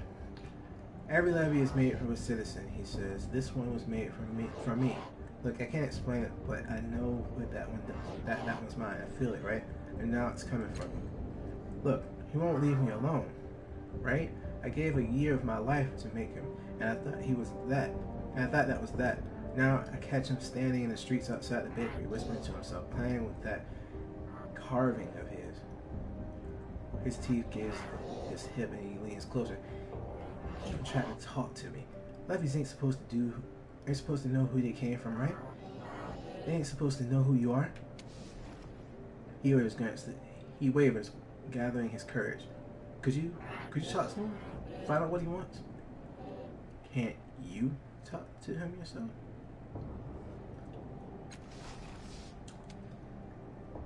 He swallows hard. I've heard stories. Levies go wrong sometimes. They get obsessed with the person who gave him life. If the two ever meet, the levy goes mad, tears them apart. This ain't gonna happen to me, not after. Not after all I've been through. Alright. I'll talk to you, Levy. He nods again towards the armored man who is standing at a distant way in the public square. He's the only Levy in the district, so you can't miss him. Plus, he ain't smiling like all the others, and he's holding some charred wooden thing in his hand. Making a note. You need anything else?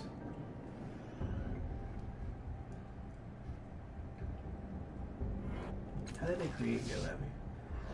I look like a scholar to you?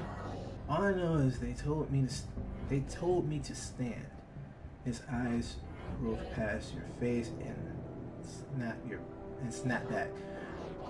Look, people who want to be, respectable in this town, they become citizens. The way you do it is that you step into this glass chamber. It takes a year out of your life, and they say, it takes a year of your life, they say. I figured it squeezes that year into human shape. Don't know how. Wouldn't pay 2 shins to know.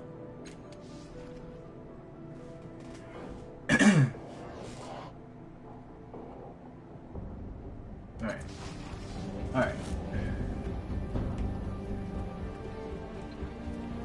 Tormented.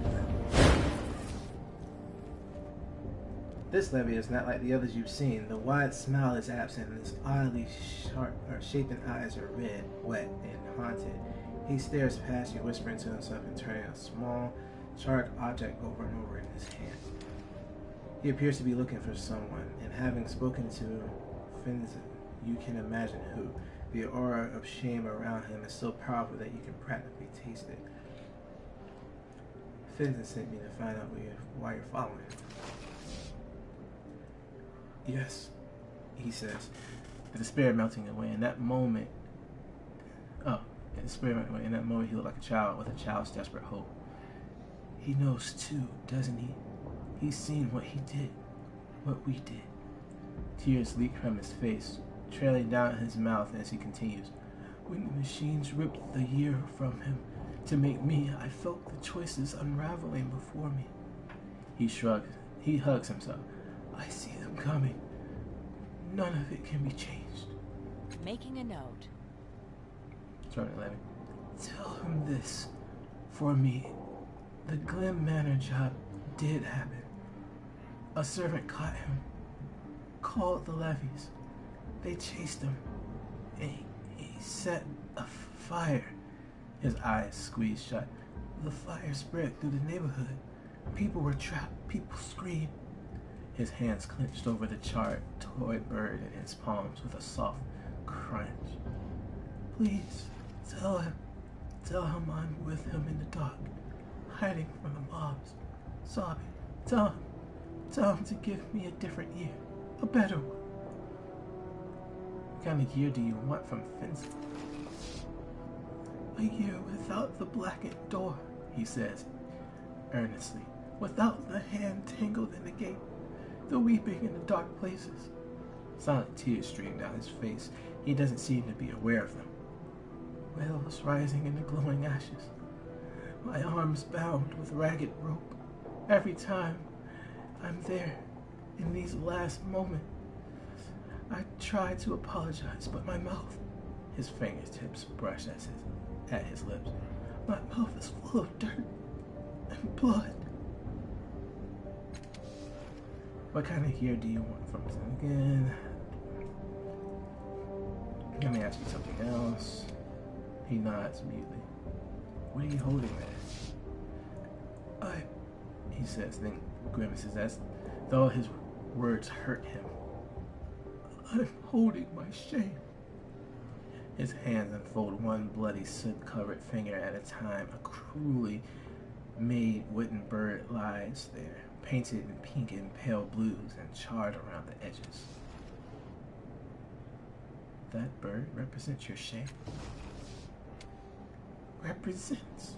No. This is my shame, and I'm holding it. He swallows. I can't put it down.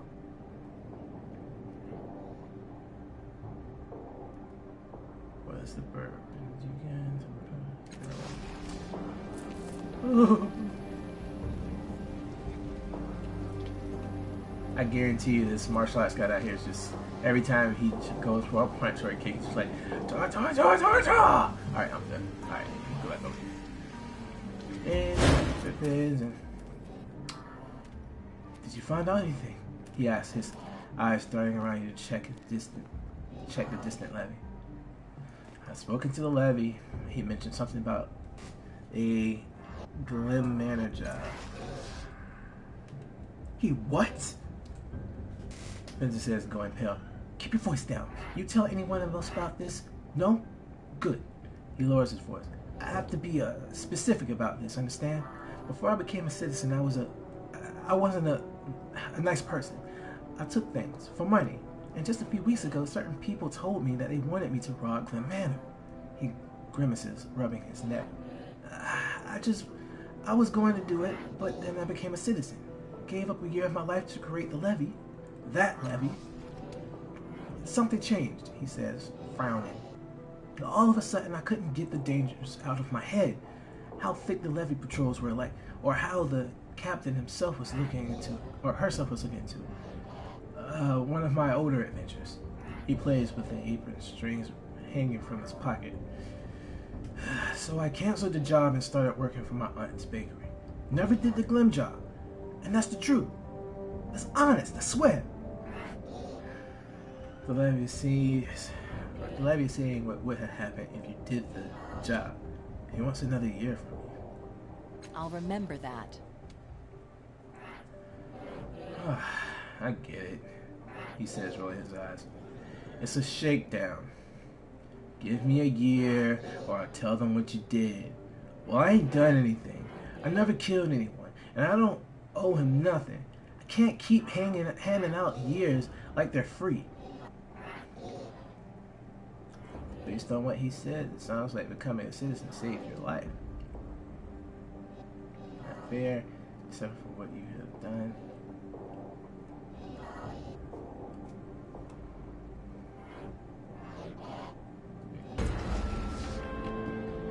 And that was my decision, not his.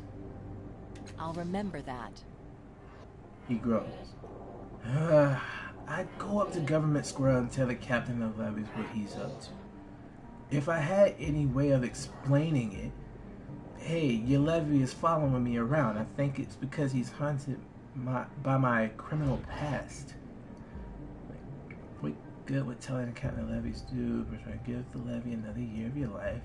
You started fresh. He should get the same chance. What good would the captain? Levies ain't supposed to follow their citizens around. They ain't supposed to get all weepy either. Telling the captain would take care of the problem for sure, but I ain't about to try it myself. He shrugs. You want to try talking to her? She's in Government Square. I'll see what I can do. Wait here. I mean, I kind of would let the levy have its, have another life, but it's like, what's the point? They die in a year, and for someone to keep begging, or for a levy to keep begging for a life, that's just asking for trouble. That's just like the citizens are destined to be murdered anyway. But anyway, Garanov is hilarious. Ah, you're back, he says, spreading his arms as if to hug you. Can I interest you in any of my vastly overpriced items and services? He sells you augments, and I'm thinking about getting one. Show me your list of items and services again, dear sir. Certainly, he says, tapping the device on his wrist, and beams of parlor fingers directly into your stinging eye, or onto your stinging eye.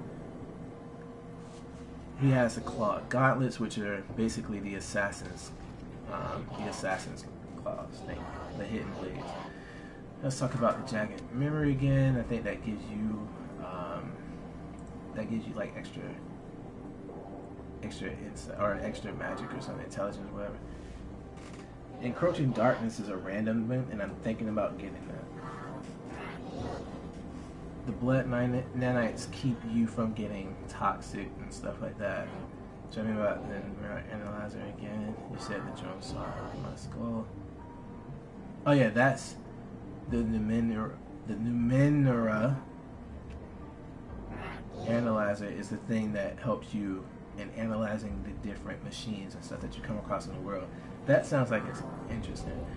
But I didn't want to pick one right now because I was like, I didn't want to pick one before because I was all interested. It was like, man, which one should I get? Which one should I get? But I don't know. I don't want to get the artificial eyeball because that just helps scout areas. I am a rogue, but I kind of wanted to go. I wanted to go with a decent combat prowess kind of approach to this. I didn't want to just be like the scout in the back because it's kind of difficult when you're talking about coming up on somebody, and I don't have anything ranged. So I mean, I don't know. You might turn the procedure, but you might. Yeah, you won't regret it. Well, you might during the procedure, but after, you won't regret it. Oh man, that's funny.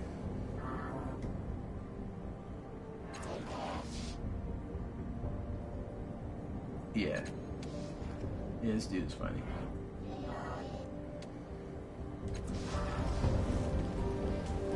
Yeah, so I don't have the cash for it right now. I gotta sell some of that stuff, but I gotta figure out which one I want. I'm not sure which one to get.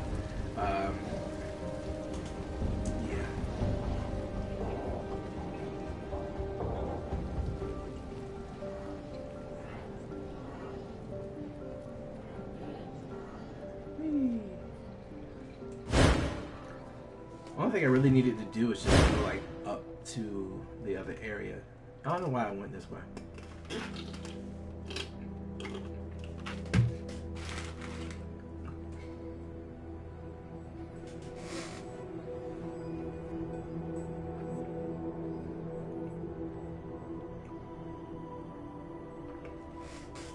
Numenera.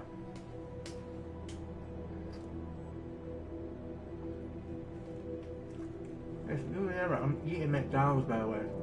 I'm freaking hungry, guy.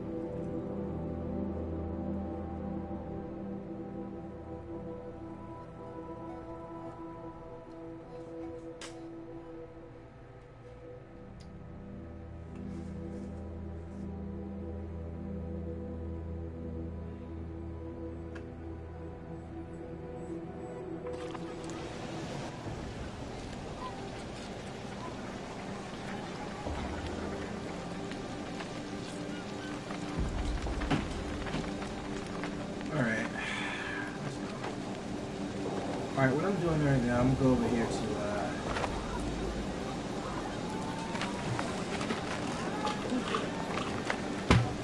I'm going down here to I don't know where I'm going.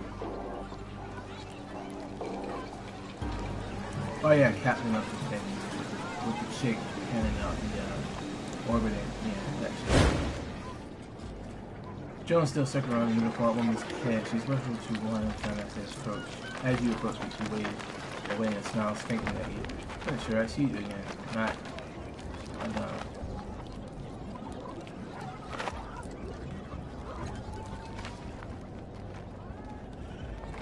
before we send those drones. I think I'm on the levies of the city, and they bring reports from the levies back to me. Good hand and one because of something unintelligible. A few years ago, the AI priest found the birds on the ground and brought them to life. I learned their language, so our conversation is safe. I'm trying here. Okay, I'm at levy. And cliff edge that stopping the man called Freezing. It wants an extra year of his life. It wants what? Her eyes widen in alarm. She whispers something to one of her circling drones and it zooms away. Sometimes the levies go wrong. They take a bad year from the citizen and turn out flawed. We never tell them, or we never let them live when they get, like, they become that. Oh, this Fenzin.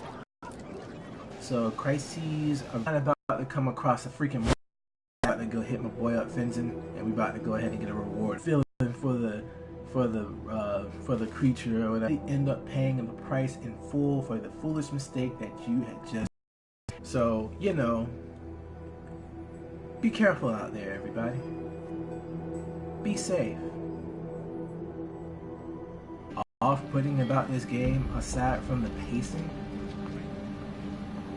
is the load screen time. Really? My internet connection is dipping. It might be because I'm watching the game. Hold on. Alright, let me try something here.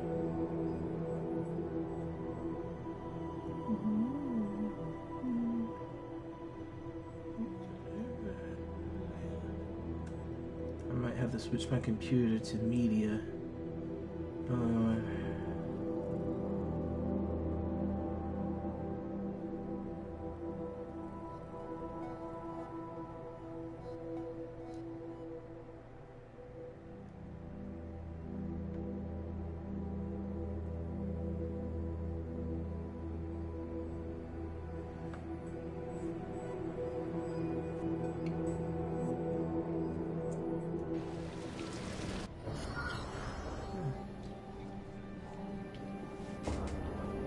Alright, I don't know if you can make out a lot of this or not, but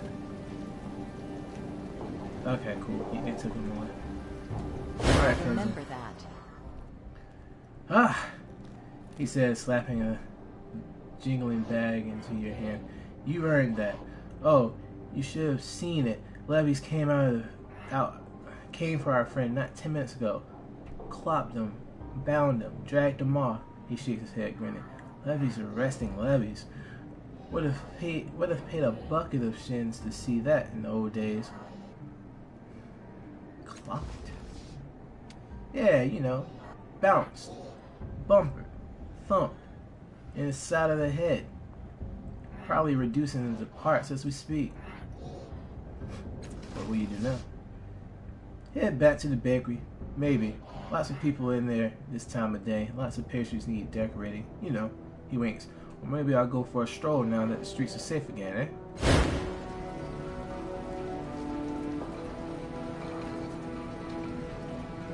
Got one.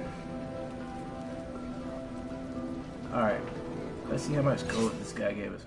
Or shins, I mean. Alright, he gave us a considerable, not really a considerable amount. He just gave us a pretty okay. Like what? Probably gave us about 40. And gave us some 40 experience or whatever.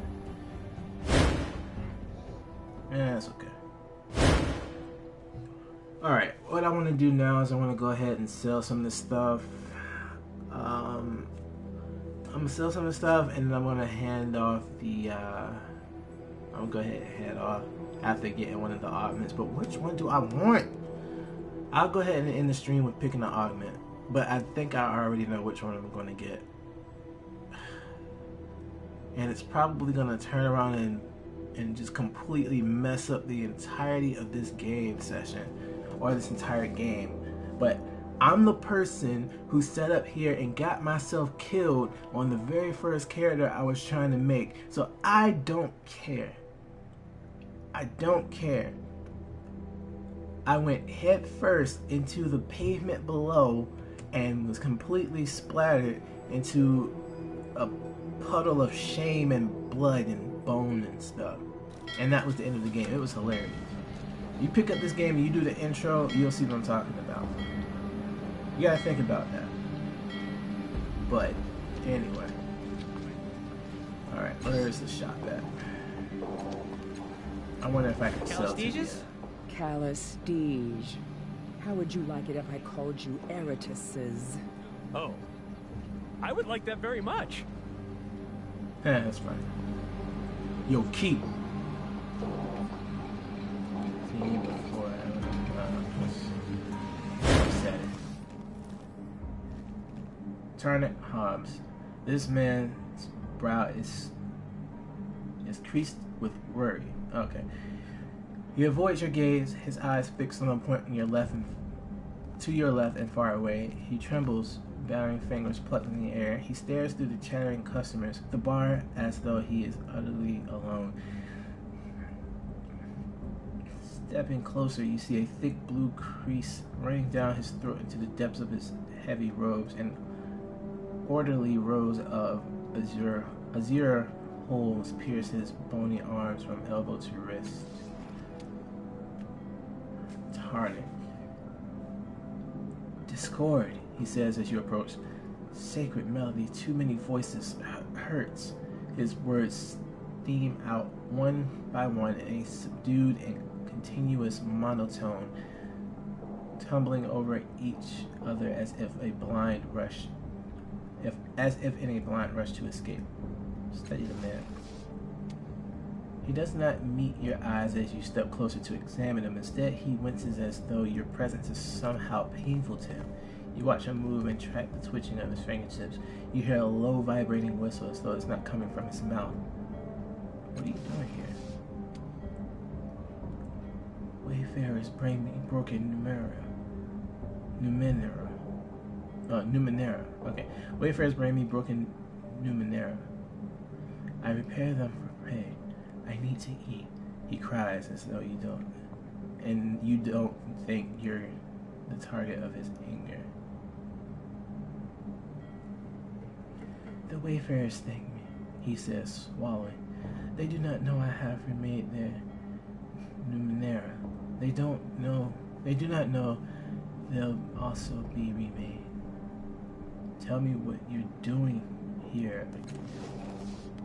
Becoming, repairing Numenera, remaking them, repairing the choir. Can you remake any of my Numenera? Instead of asking to see your belongings, he looks at you from the first time. His pupils are as dark as the space between the stars. No, he says after a long moment. His eyes flick back to whatever distant, terrible place has so captured his attention. You're wounded. A broken instrument. He has no use for you. You didn't even look at my belongings. Do I have anything you can remake? No. You are worthy but broken. This time he doesn't look at you. Huh.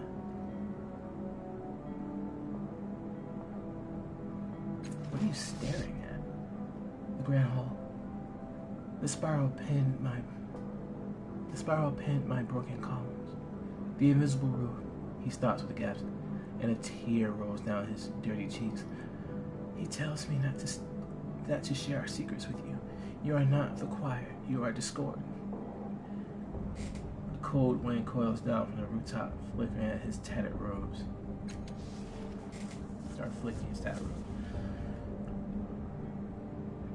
I've never heard of the ruins you speak of. He gasps again and clutches at his chest. Beneath the man's agony, you sense otherworldly indignation and an ageless despair deepen as an ocean. Not ruins, fallen to the foundations. Yes, a car will rise once more when the choir awakens. His gaze meets yours. The conductor will reward your curiosity. Allow me to tell you what I have seen. You need only ask. I wish to know what you have seen. So cryptic. before my becoming. I found a pit ringed by stone deep in the river. Oh, God dang it. Arvirian wood. Broken pillar at the edges. I stepped inside, beneath the dusty air. He pauses, passing a shaking hand over his mouth. I was lost in the grand hall for days, decades. Pillars twisting on the hallways, spiraling. The ringing of bells, whirling chandeliers, listening to the song of the lost choir. I was an audience, becoming an instrument. Finally, I slept, and I awoke here, upon the heights.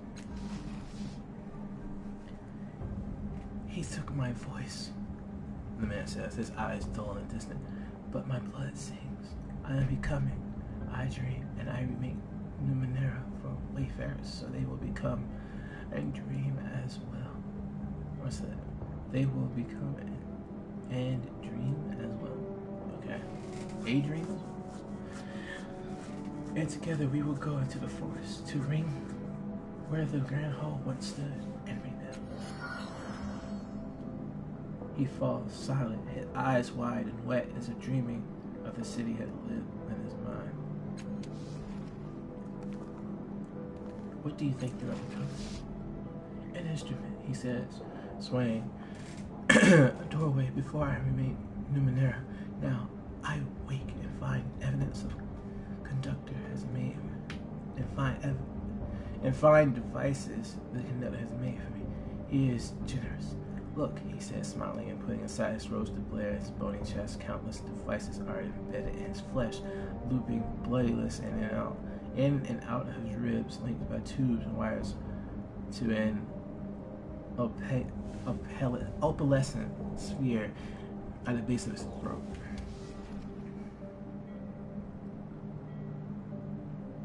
You said that you dream of what? Proud car at its peak, he says, gaze locked at the distant ruins of the city. Instruments of metal and flesh ringing in the balconies of the grand hall. The conductor, our air, breathing him in forever. Forever, ever, ever. Farewell, you creepy eye. Alright, I actually have to go. Man, I wish they could like run a little faster. I can't though.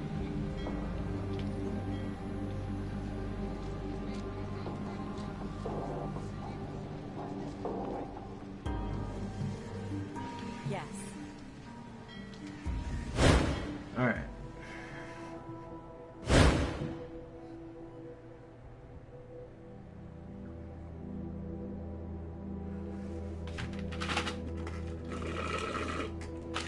Oh man, I need something else to drink. Someone bring me something to drink, please. Can you hear me? I guess not. I am alone here.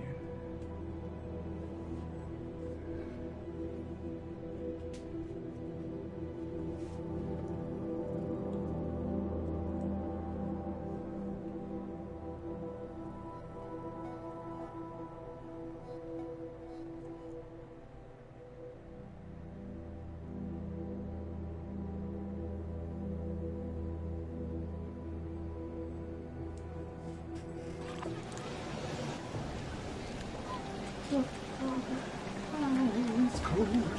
You ever get that feeling when you sit in the back, like, put your back against the seat with no shirt on? It's all cold and stuff. Yeah, that's what just happened. Alright, yeah, let's sell some of this stuff real quick. You know, Calistines, you should settle down. Make a little town of yourselves. That's fine. I like to see what you have to sell. Tell me what you know. I'm gonna sell this.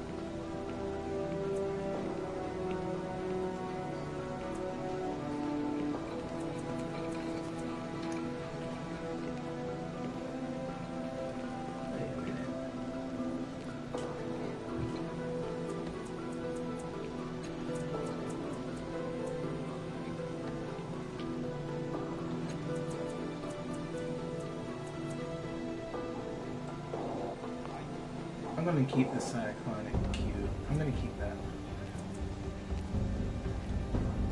Alright.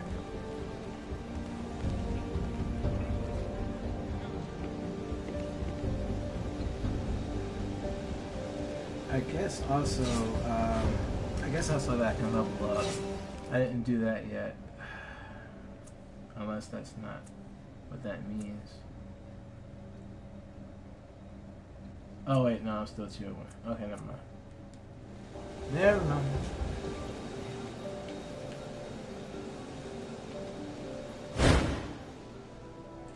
Oh, hey, Provost. What's going on, guy? Nothing. I'm just sitting up here playing this game by myself. No one here to calm my extra self. I mean, I kind of like the game so far. The game is going pretty good. I think that with everything that it has presented so far, it doesn't feel like how Pillars of Eternity did, and it has a bit more of a simpler feel to it. The combat, I haven't really spent a lot of time in it, but you know, it's kind of, it just doesn't feel as strong of a game. It feels like there's just a little bit missing, and the pacing of it is really slow. And that's one of the things that I guess I'm kind of stuck on right now, is like, I'm really sitting up here trying to justify all the time that I've spent in just the starting area, which, mind you, I haven't done any of the main questline stuff yet. But I guess I'm just hoping that with me doing all of the stuff that I'm doing right now, like all of the little side quests in the beginning, you know, coming back to the area, it might prove, you know, it might give me something more, or I might be able to capitalize on the game a little better. What I'm really hoping that does not happen is I really do hope that the game doesn't just give me all of these side quests and I can level up and stuff in the area, in the starting area, before I even get to my first area. Or like my first little encounter area where I can actually fight something. You know, I don't want that whole power struggle like we were talking about in the podcast like a few days ago. I don't want the whole power scale to be just, you know, I'm level 10 in a level 5 area and I'm going to carry out my extra 5 levels and just completely smash the game. Not saying that it would be completely bad or anything, but I played the spiritual prequel. What do you mean by spiritual prequel? Are you talking about the tutorial area? No death is always a concern. Yeah. What I'm doing right now, though, I'm just going to go ahead and get the... Crap, I keep going the wrong way. I'm sure that the game isn't afraid to murder me, but at the same time, it's like, I haven't seen anything yet.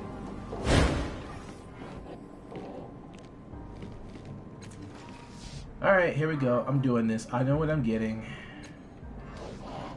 I'm getting the encroaching darkness.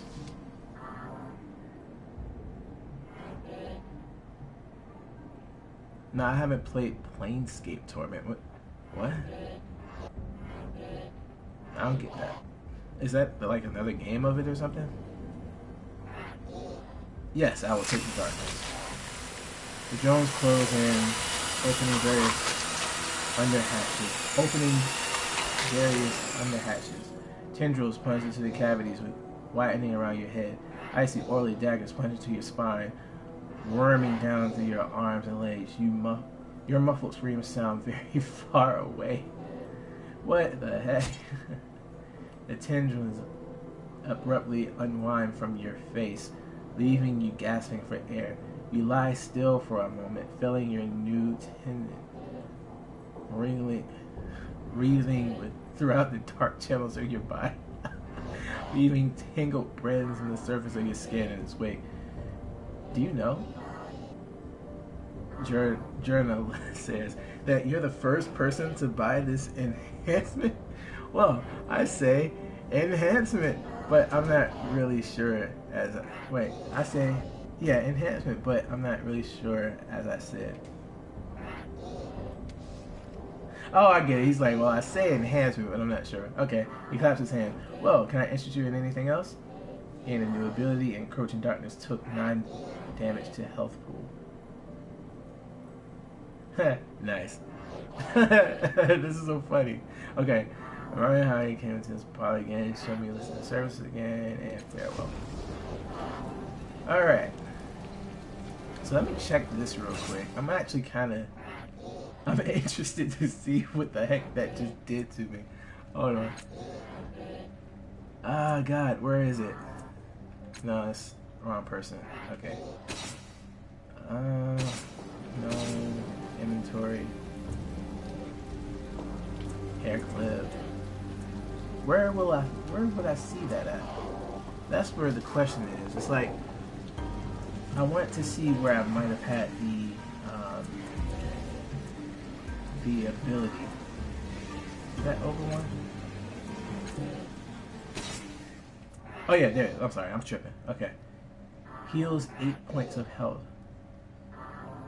1 of 1 uses per day remaining. Oh wow. Okay, so the only thing that I got was just a. Huh. Interesting. I got a daily that heals me for 8 points of health.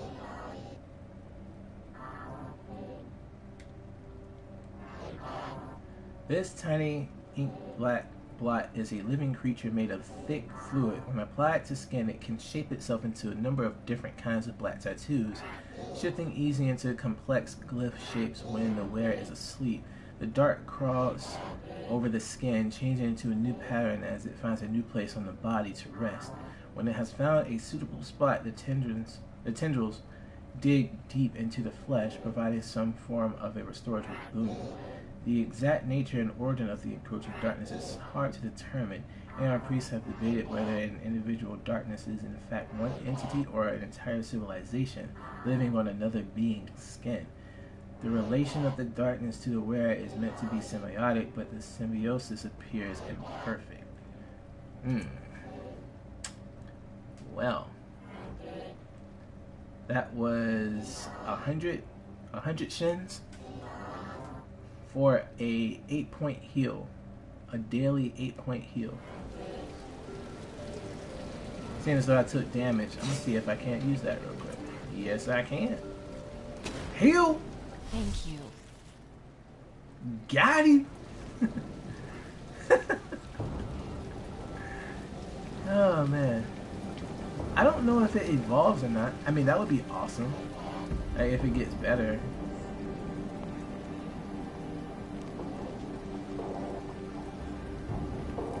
The cost is that it took 9 points of my health. Like it nearly killed me. Well, not really nearly killed me, but it could have killed me. But it didn't. Jagged Memory, Blood Nanites. We're just getting all augmented up in this piece. I would definitely like to get some tats though, but they don't have any. Jagged Memory. I think I could go for one more. Let's see. How painful are these procedures again? I already did that. The artificial eye. Now that might be okay if I really needed it, but I forgot what he said about that. Analyzer. The Numenera analyzer seems like it would be a better bet for the character that I'm playing. Well, no. I say the artificial eye. Not so much the jagged memory. I think that helps with the time traveling.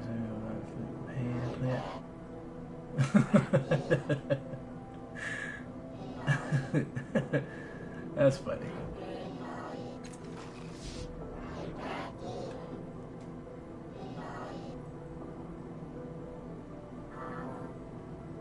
I'm not saying that I need to go all extra, but I think that the augments are hilarious. I kind of like this, but I want to at least get one more that would help out in the fighting. The Black Nanites do sound like a good deal to remove impurities, which I haven't been around anything to give me impurities yet. But the Jagged Memory thing, or not so much the gauntlets. I mean, that's just assassins, the assassin's gauntlet thingy. But I'm thinking either the artificial eye or the Numerian or the Numenera, the Numenera analyzer.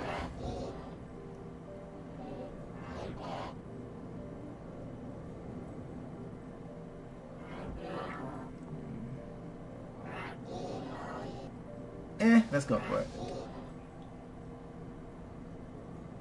Let's go for it. The drone's metallic arms pin you in place, and you hear a circular saw spinning faster, faster. Well, you can't claim Journa didn't warn you. The blade clips through all of your skull and heart in a heartbeat, and pincers pry the loose cap aside. You're distantly aware of struggling against the drone's unyielding arms before a metal spine jams itself into your brain. Everything goes white.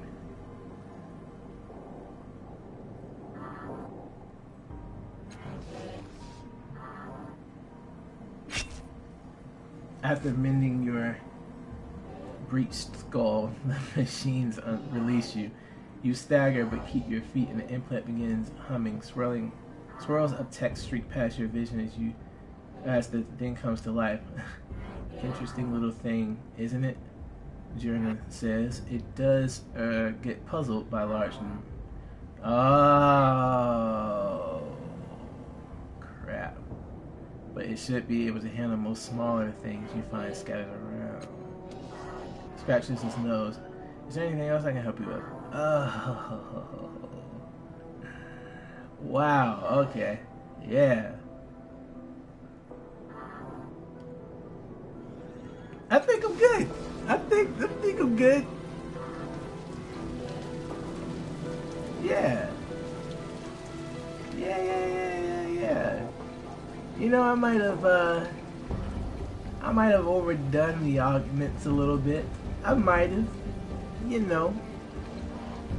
I might have dabbled a little bit. A little bit too much. Oh man, +5 more lore machinery. +5 more lore machinery tasks, +5 more lore physical tasks, +5 more lore natural tasks.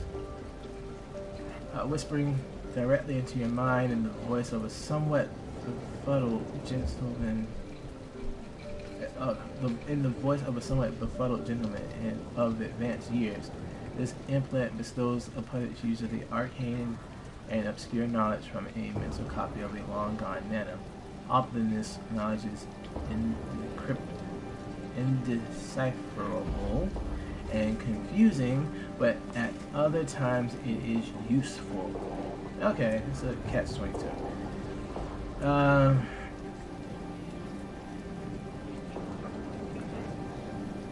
Yeah, this is just a daily heal. It's not like an instant heal. I gotta wait until it moves somewhere else.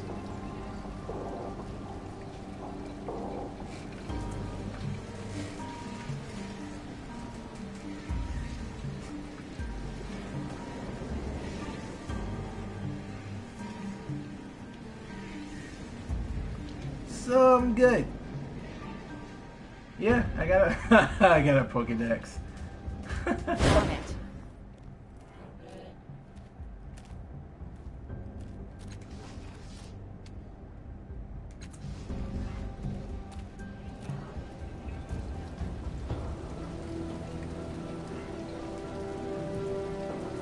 Let's see what this dude is.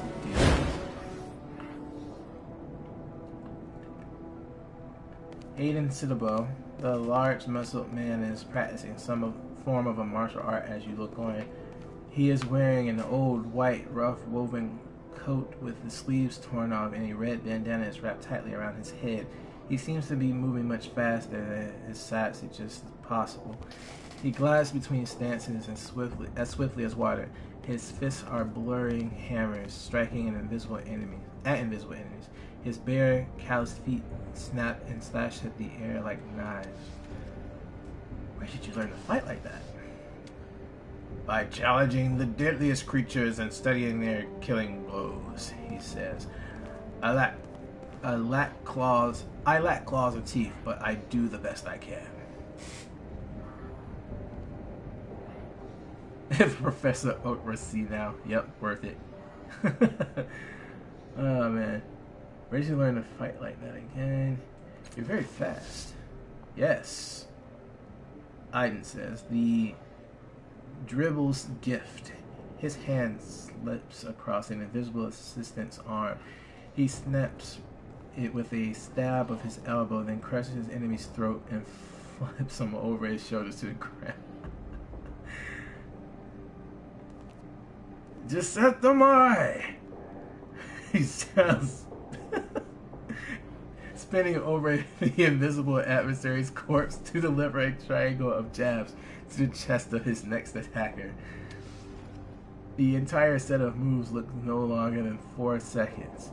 He catches you staring and smiles. You must be wondering why I'm shouting. Yes! I'm not surprised. I must look like a lunatic, he says, before spearing his opponent's jugular with 3 fingers.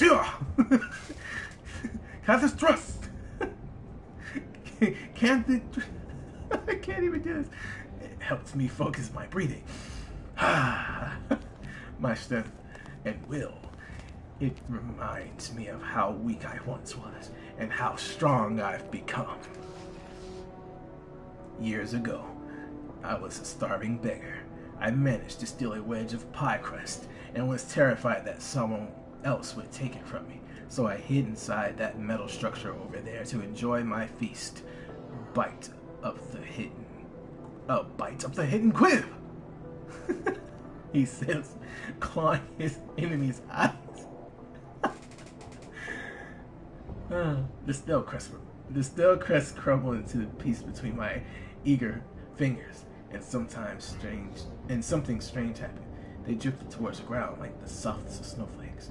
I was able to pluck each of them from the air before they fell. Nice.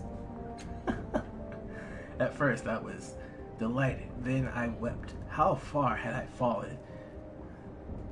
That clean food was a miracle, he sighed, then delivered 4 more blows to the air's belly.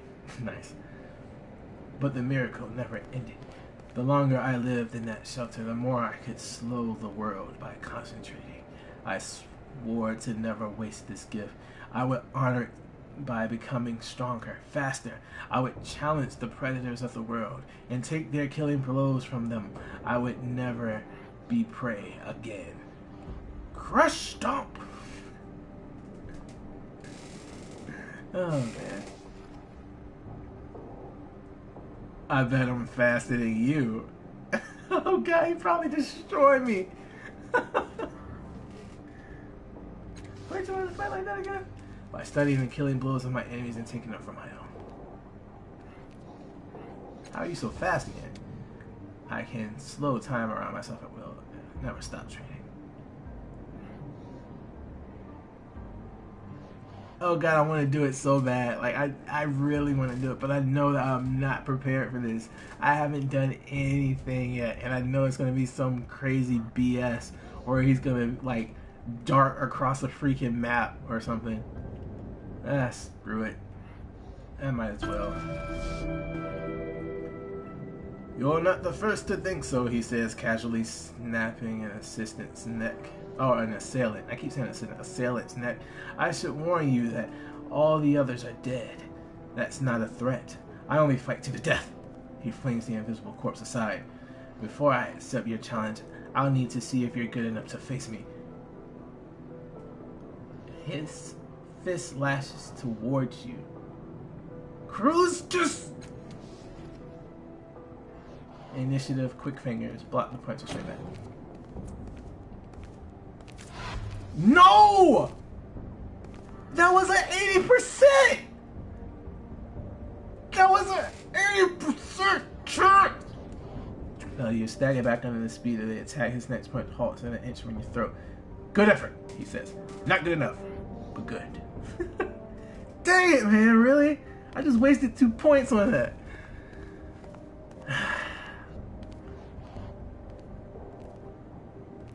Alright, fine. How did it not give me those 80%? Dude, that was like 80%. I had that.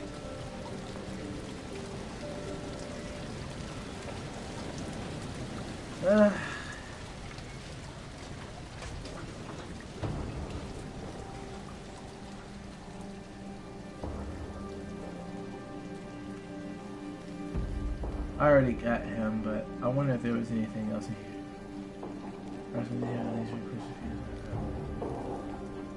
And there's nothing in there.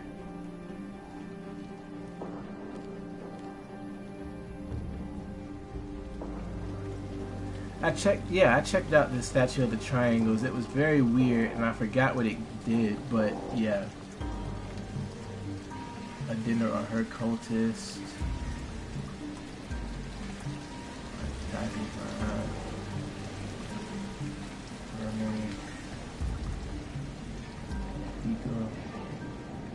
Oh, okay.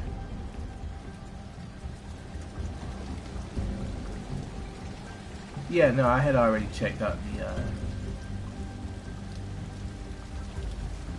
I had already checked this out. Alright. Man, I have been playing this game for a little while now, so I think I'm good.